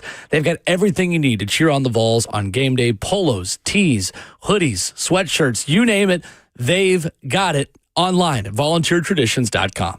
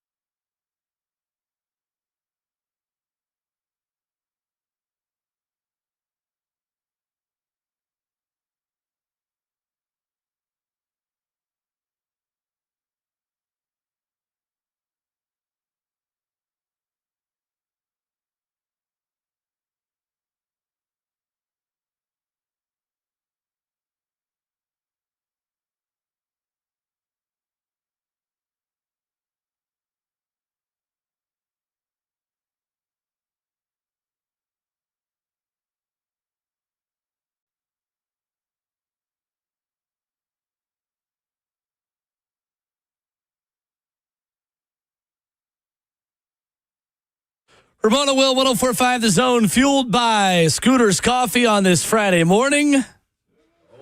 The bat signal has been illuminated.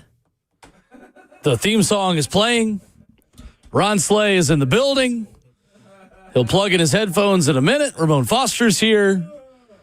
Must be Friday. It is Friday. Football Friday, too, man. Football Friday. Wait. And a basketball Friday. And a basketball Friday. Come on. SGA with 55 last night, too. Yeah, that's absolutely right. Yeah. Look at Will. Will know how to get him going, man. Thank you, Will Lee. That's all it's about. How we doing? That's all it's about, Will Lee. And see, you know what I mean, with the... What you got going on over there, Savage? Well, what's going on out here in America? What's going on out here in America? You know, listen, it's nothing but gratitude, Will Lee, when you bring me in like that, man. Yeah, see, sure.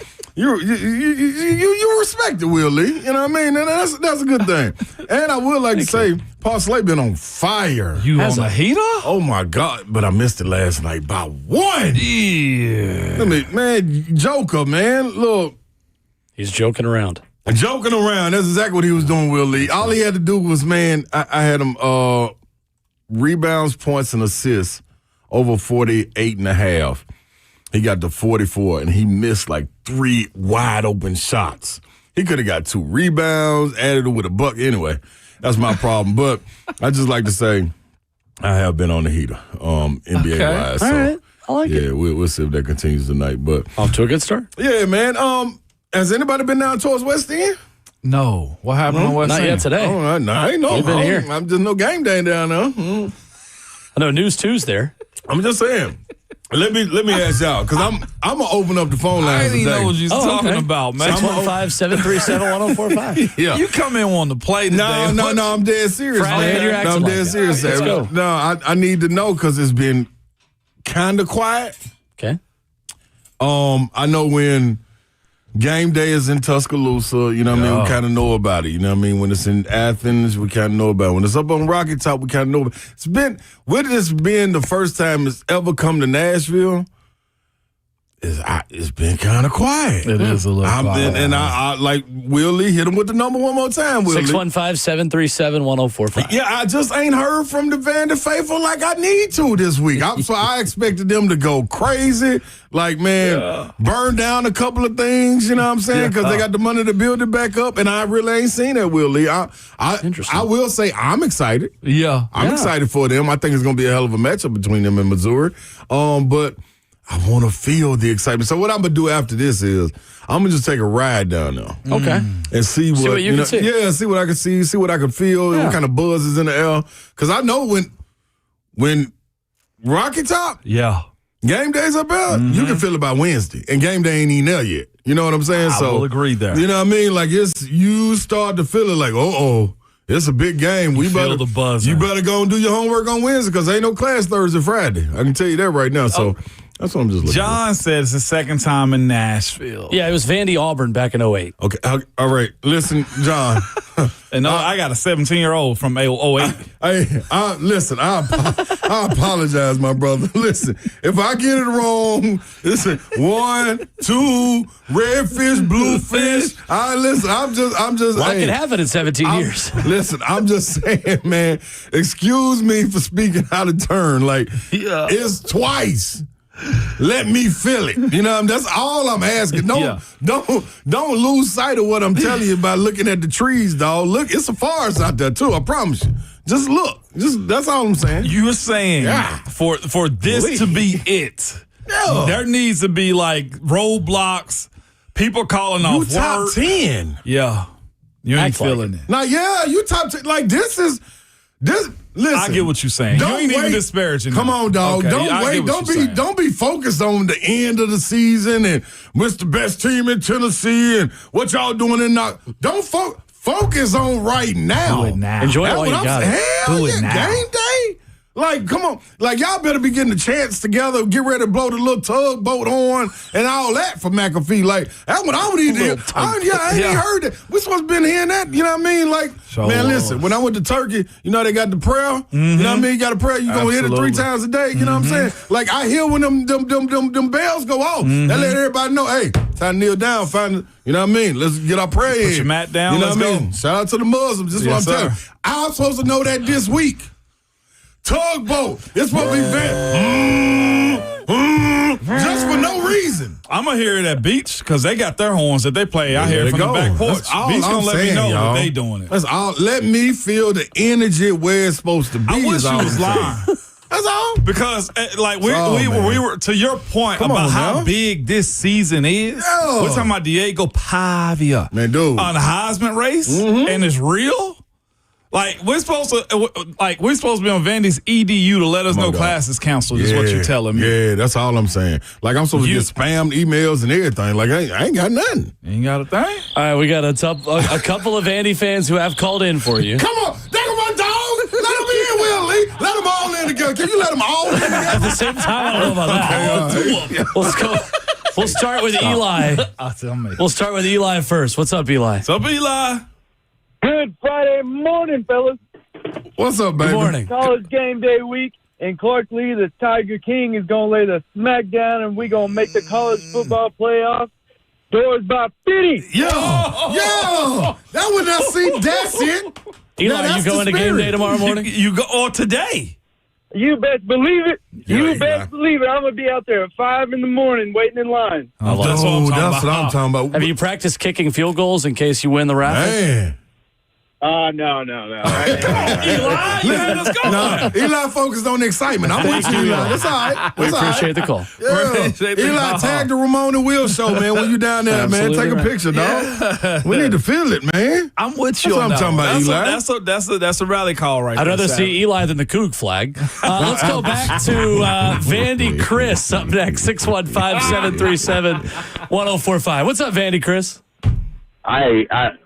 Ron Slade. Vandy Chris, Vandy Chris, wait, Vandy Chris. Hold on, Vandy Chris. I had surgery last week. I'm recovering. But guess what? I like it. Vanderbilt is going to beat the soft-ass Tigers. And when we kick the field goal, guess what? What? My hobbled up ass is going to put a Ron Slay. I'm going to ignore the doctor's orders. I'm telling Pat McAfee, back that damn thing up to 50 yards. I'm putting it down the middle. We carrying the goalpost and putting them in the damn river again, Ron Slay. I expect you to be there when the goalpost hits the bottom of the Cumberland. You going to be there, Ron? Vandy Chris, with that invitation, how could I not? There it is. That's what I'm talking about. There it is, Vandy. Y'all have a great day, man. Appreciate it. Listen, Vandy Chris is a friend of the chat, man. Yeah. I expect him. Like, I know him, Vandy Man AD. Yeah. Like, they always going to come with it, man. See, that's what I'm talking about. Sometimes you just got to issue it, but I need everybody else to follow behind them. I got to follow behind them, man. Here? I need Mr. Keefe to be in here. Yeah, He's been a feel me? closet All Vandy fan. Yeah. Oh, y'all, look at this, John. You in here, John Kelly? I know you talking about second time in Nashville. What are we doing? Yes, you out here jumping on soapboxes and won't call in and talk your That's pop what I'm your talking stuff. about. Talk it, man. That's cold blooded. It is impressive, though, looking at a year removed from that Bama win last year, that the level of surprise and expectation changed. Because last year you jumped on the national stage for a weekend, you beat Alabama, and you did throw the goalpost in the river, and you celebrated like it was an arrival moment. Yeah. I think the sign of what Clark Lee has done at Vanderbilt, Slay, is the fact that you beat LSU last weekend and no one was on the field. Nobody was surprised. That's right. Nobody was grabbing the goalpost. Yep. You had an advantage in the trenches on both sides of the football, and you imposed your will on a team that was supposed to be a national championship contender this year. Listen, man, I mean, and nobody was surprised. No, not at all. I mean it wholeheartedly. 4 years ago, maybe what is this for Clark Lee? Fifth year? Five. This year, five. Yep. So 3 years ago, when he stood in front of everybody at SEC Media Day and told them folks they got national championship aspirations, you know what I'm saying, and they building a national champion contender. Everybody, to a man, side-eyed and inside, if not out loud, bust out laughing. Yeah, they did. You know what I mean? It was like, man, listen now, Clark Lee is an intelligent gentleman. Like, You talk to him for 5 minutes, he got you. It's no ifs, ands, or buts about 100%. it. So for him to make a statement like that, it was like, whoa, no. Does he need to get checked in? Like, get a straight jacket? Like, what's going on? But you start to see it now, fast forward to time where we are, and he had to build it. He built it. He got the lightning in the bottle by going to get Diego Pavia and the offensive coordinator that could relate. And he also did a self-check and relinquished defensive duties, you know what I'm saying, and just coached the team. So, man, the process that he's went through, I got to commend him. You know what I mean? And they look like a SEC team when they come out the tunnel. No doubt. There was a lot of times, you know, you can go to a game, you can point at a guy and be like, oh, man, dude, all right right there. Like, he might transfer. You know what I mean? A dude right there, man, he looked like a little bit of potential. But now, across the board, it's like, okay, y'all got some dogs.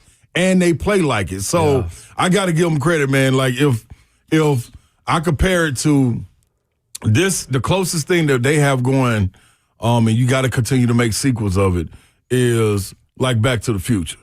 You know what I mean? Doc Brown, you know what I mean, is Barton Simmons. You know what I'm saying? Right. Now, Michael J. Fox, that's Clark Lee. Okay. The DeLorean is Diego Pavia. You know what I'm saying? So they riding in this thing together. Keeps on running. Man, it just keep on going. That's got to continue making it might turn into a train after this. We don't know who it may be. But the thing is, you got to have a vehicle to move it. Yes. You know what I mean? Once Pavia leaves, we want to see Back to the Future 2. We want to see 3. Even though it gets whacker and they go Western with it. We don't care what you do. Continue this process. And I got to believe that Clark Lee will be able to do it. Now, I got to see it. You know what I mean? Just like everybody else. But, hey, man, salute to him. I got to give a big salute to Clark Lee because, man, he's doing the unthinkable over there at Vanderbilt, man. Like, game day, like, that's I'm going to be real. As a Nashville kid that grew up here, love it for Vanderbilt. But as a Tennessee Vol, I don't believe it.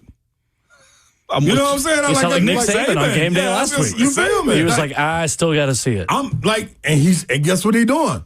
Keep putting it in our face. To that point, did Bama fans go at Saban? I mean, did Vandy fans go at Saban about that? I know he ain't got no social media. Last year they did. But he's supposed to be getting, if there is not 20 signs out there that say, believe us now, Nick, like if there is not 20 signs, 10, 20 is a lot for people to be out here doing arts and craft with. If it ain't 10 signs that said, believe us now, Nick, us now, Nick, because he blatantly said what we just, like, I don't believe it. You have to show me.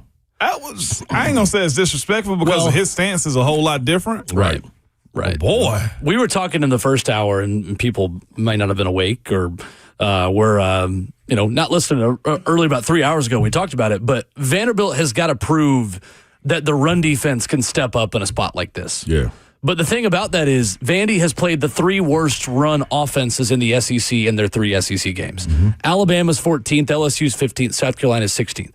Are those teams just not good at running and they couldn't take advantage of Vandy in the run game? Or is Vandy really good defensively against the run that those teams are 14th, 15th, and 16th because they've played Vandy? Yeah. We find out the answer to that, I think, against Ahmad Hardy and Bo Prabula in Missouri because in a lot of ways, they mirror a lot of who Vanderbilt is on offense. Right. A very similar offense. Yep, that's right. And you can, I mean, to their credit, like you got to give, if you go back to the beginning of the season and you ask about them teams that you just named, like you line them up, it's almost like, well, you got a top 5 pick in Nussmeier that's coming in here.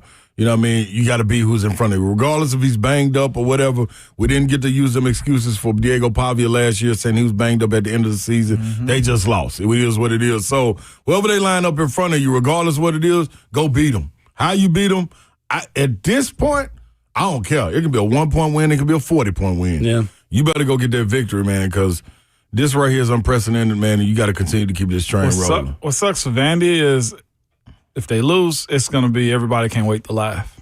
Yeah. That's the portion of consistency I think that Nick Saban was talking about. Yep. And then people do the same thing to the Vols at times. They're the same boat as Indiana. Like there's still people that don't believe that Indiana is a legit title contender, and they went to Oregon and won. Yeah. I will say, though, I think the Vanderbilt-Tennessee game, and this is crazy to say, I think it's going to come down to who in that game. Both will have 2 losses. And the winner of that game will have the opportunity to go to that college football playoff. I think that's how it's going to shake out. I expect Vanderbilt to lose to either Missouri or Texas. And if they beat Missouri at Texas, it's going to be, like, Sark can't lose that. Have you seen the line on that game, by the way? FanDuel's already put out an early line. Any guesses? So you guys both guess what you think Vandy, Texas line would be. I'll double check it right now. I say, let me jump out there because I'm silly with it. I'm remedial to it. I'll go -1 Vandy. I was gonna go -6 Texas. Justin? Vandy plus 3.5. Look at the Hawks locks. He's right.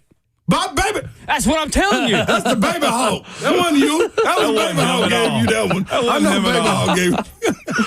Yeah, FanDuel has got future odds out for games that are down the road that haven't obviously aren't here yet. But Texas would be a 3.5-point favorite if that game was played tomorrow at home against Vanderbilt. Wow. Tennessee, Oklahoma. Want to guess that one? Because that one's out too.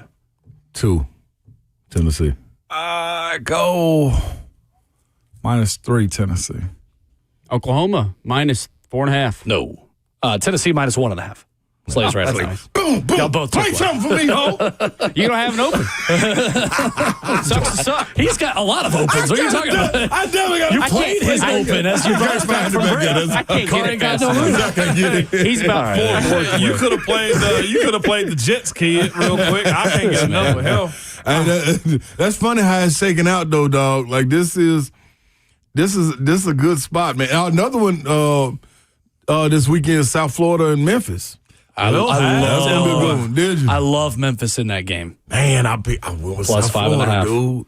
Bill Connolly's metrics, I'm getting nerdy because it's what I have to do, given who I am as a person, thinks the wrong team is favored. Really? I know Memphis has got quarterback questions, and Brendan Lewis is not 100%. He left that game against UAB. He was on crutches on Saturday. I honestly just think UAB is not that bad now that Trent Dilfer's not coaching them. Jeez. Dang. And Chris Mortenson's son taking over. Yeah, I don't think you're wrong in that either. My lesson learned was I bet against South Florida probably about 2 or 3 weeks ago, and that was dumb. Memphis has kind of been their boogeyman team. You said it was dumb. Memphis has been the team that Golish can't crack. Especially at home. Yeah. Right. I might have to go rethink. The state of Memphis will be hosting a big one. Don't let them change you, man. State of Memphis. No, we'll leave. But I will say, man, like what he talked about, that not knowing who the quarterback is and if he's gonna play is big for me on this one. So let's get Slay's thoughts on Titans Colts. Oh, come on, Willie. Coming up next, we gotta finish up with Titans. Plus a nugget on Tennessee and Duke this weekend. Yeah. You rather talk about that, huh? City Center. And my family's arena that we'll talk about coming up next.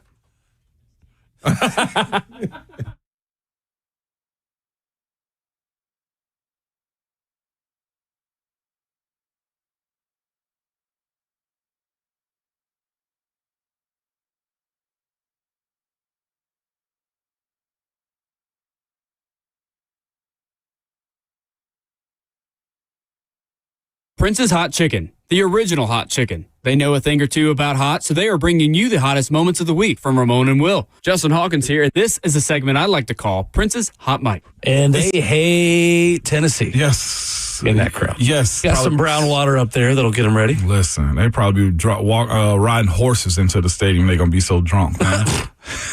I don't think you can do that either if you're drunk. But you can't drunk and horse? I don't think so. It's not a DUI. That's a D&H. You can't drunk and horse. Sir, you know why I pulled you over this evening? You were drunking and horsing. Drunken and horsing. Hey, would you quit horsing around and please keep it between the navigational beacons? Thanks. Absolutely not. Blame the horse. Blame the horse. But hot mics and hot chicken. Prince's knows hot. Prince's Hot Chicken, the original hot chicken.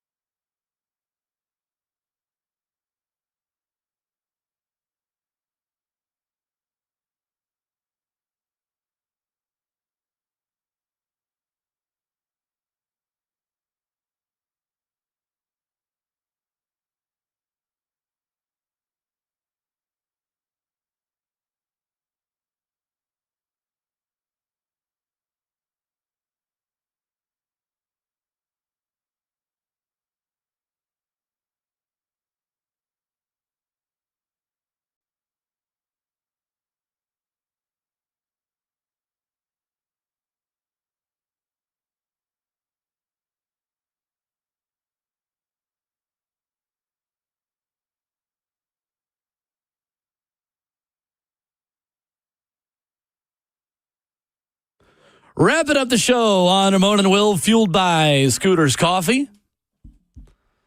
Ramon on the road for Vols and Cats. Tomorrow night, Ron Slay in the building. I've got to tell my Kentucky story really quickly. I'm here. Something that you are not going to see happen tomorrow, Ramon. You will notice in the band pregame, and if you've listened to me before or if you know me, I've probably told this story on air before. Slay, I don't know if I've told you this one. Their band in pregame spells out cats. It's much easier than spelling out Kentucky. This is not a joke. This really happened. I wish somebody could call in or get in the chat and confirm this. My family was there. I was in person for this. I believe the year was 2000. It was either 01 or 03. I think it was 03. I was at the game. And the Kentucky band goes out there to spell Kentucky before they play Tennessee. And their band gets out there and the public address announcer goes, "Give me a K, give me an E, give me a T. I mean, give me an N, give me a T," and misspelled Kentucky. That was real. That was real. In the band pregame. So in my family, Kentucky is not known as Kentucky the way you know it. Yeah. It's known as Kentucky. So Tennessee and Kentucky tomorrow night on the Vol Network here on 104.5. So you'll notice when you hear them in the pregame spelling out, "All right, let's spell cats," it's because they can't spell Kentucky. That's what it is. I promise you that happened. That is a real story. That is wild. How do you mess that up? Come on, man. That was my favorite trip to take. The bourbon good up there now. As a kid, that was my favorite trip and our most common trip we took as a family to road games because you always knew you were going to win. Yeah. And until I was in high school, they won every single one. So anyway. Is the beer barrel ever supposed to come back? Yes. Found it. I know they found it. It was photographed this week somewhere. Yeah. The reason it went away is because I believe there was a DUI-related death of a Kentucky player. Yep. But now that you sell beer in the stadiums, it's like, all right, we can probably bring the beer. Now as you gamble on games. Yeah. Speaking of gambling. Shout out Chauncey Billups. That's wild. Anyway, Tough spot. Tennessee Duke, what do you want to learn about Vols basketball Man, on dude, Sunday? listen, I want to see Boozer and Amen. You know what I mean? Oof. They kind of play in the same, similar positions, so I want to see that matchup a little bit. I will say from looking at the videos of Nate Amen, you can tell he's gotten stronger, more confident, you know what I'm saying? And that length that he has, man, raising up over guys, being able to shoot is just different. You know what I mean? That's one of them things you can't coach.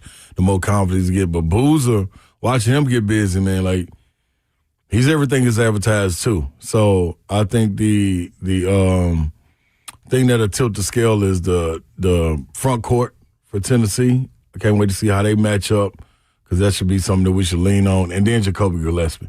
Like that, the things we keep hearing about him. Like if he's gonna be this is a top 15 pick. There's no ifs, ands, or buts about it. Now, if he lives up to the billing that we getting coming out of there, like he's gonna work his way into a top 15. He's scored a lot of points. Yeah, like this ought to be one of them fun to watch. Like, watch out, y'all. So Showtime. This is why people's just like, this ain't no knock against Zakai. Yeah, it's different. That's why you had to say that because this. Damn. Because Zakai's the best point guard to ever play in Tennessee history. There's no ifs, ands, or buts. Accolade-wise, whatever, impact-wise, whatever, however you want to. That's Ron Slay Jr. calling me. What, like, he ought to be in class. But, I want to say he broke the assist record. Yeah. Zakai, he did. So, that's the ultimate point guard, you know what I mean, that you could ever want or have, and he played on both ends of the floor. But what Jacoby's going to do, the only person I can think of recently is Walter Clayton Jr., and he led them to a national championship. And the formula that they have is the exact same formula, minus knowing who Elijah Martin is, who would be the counterpart for him. Sure. You know what I mean? Who would mirror him for UT. So I can't wait. It's going to be fun. Yeah. I'm looking forward to it.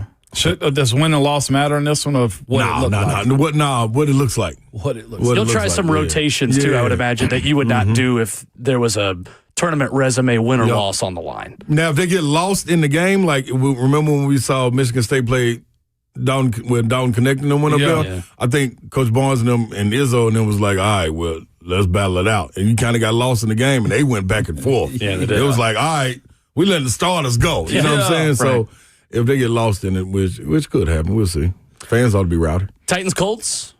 Who do you want to see step up? What do you want to see Sunday? I just appreciate you easing me into that, Will Lee. Okay, you know what I mean? Like you buttered you up a little bit. Yeah, you buttered me up. I gave you the appetizer. There you go. Actually, you know what? Tennessee was the full course. This is the dessert. Yeah, there you go. This is the cookies that Lucas steals from you. That's what I'm feeding you right now. These can get you sick right here if you eat too many of them. But I'm looking for.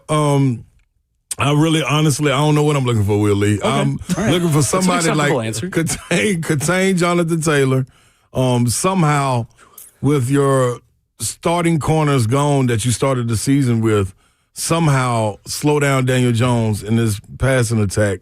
But I think it first starts in the trenches. You got to clog them holes. Jonathan Taylor's been on the tail. Yeah. Like anytime the running back breaks through the hole, breaks 4 tackles, and then starts skipping in the end zone, like you in a different realm. You know what I mean? You feel in a different type of way. Yeah, like nobody can stop me. Like that's not even him. That's not even Jonathan Taylor. Jonathan Taylor, even in college, was a brute. Run you over, I can run away from you. I ain't no juke or anything. Now this man, he finessing in the end zone. Like he's just feeling great. So him healthy is a problem. I think that's first and foremost. And then you got to get some pressure on Daniel Jones. I don't know how you do it.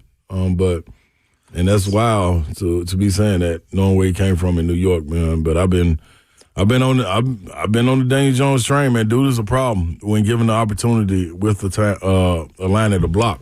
It's fair. So I don't know how to stop him, really. I'll see your question. You sounded sad, Savage. I am sad. Sadvich. Yeah. Sadvich. Sadvich. You've known me for long enough. This shouldn't surprise you. These little things just pop into my brain. And he's so quick with it, Savage. There's no thinking process. Like it might not always be funny, but I'll get it quickly. It's gonna happen, and it's impressive to me. It so will. Ron Slay, 3-6 on 3HL. Savage. I'm probably gonna throw another letter in there that's not supposed to be there. It's gonna get me a call from Allison Warren and Paul Mason. I'll have Nashville SC enter Miami for you tonight. Pregame at 6:30. Ramon will have Tennessee, Kentucky for you Saturday, and then I'll be in the building in Lucas Oil on Sunday. Home Alone Radio today too on 3HL, y'all. Oh. I got a partner stopping through Stony Keeley. Nice. Dude down the street. Stony and Slay. Dude from down the street. Yeah, a little partner of mine from down the street. Looking forward to it. Yeah. Enjoy it. Y'all let Home me know Alone if you Radio, need baby. me. Look at Stony, man. We'll see all of you That's Monday. Savage Radio, dog. That's Savage Radio. This Home Alone Radio this time, man. Y'all know how we do on Fridays, man. Call your people, talk to your people, man. Make that phone call you've been wanting to make. Apologize to somebody. Have a random conversation. Buy somebody a random drink, man. We more likely than they make us not be. But as I tell y'all all the time, make it back to us on Monday. Peace.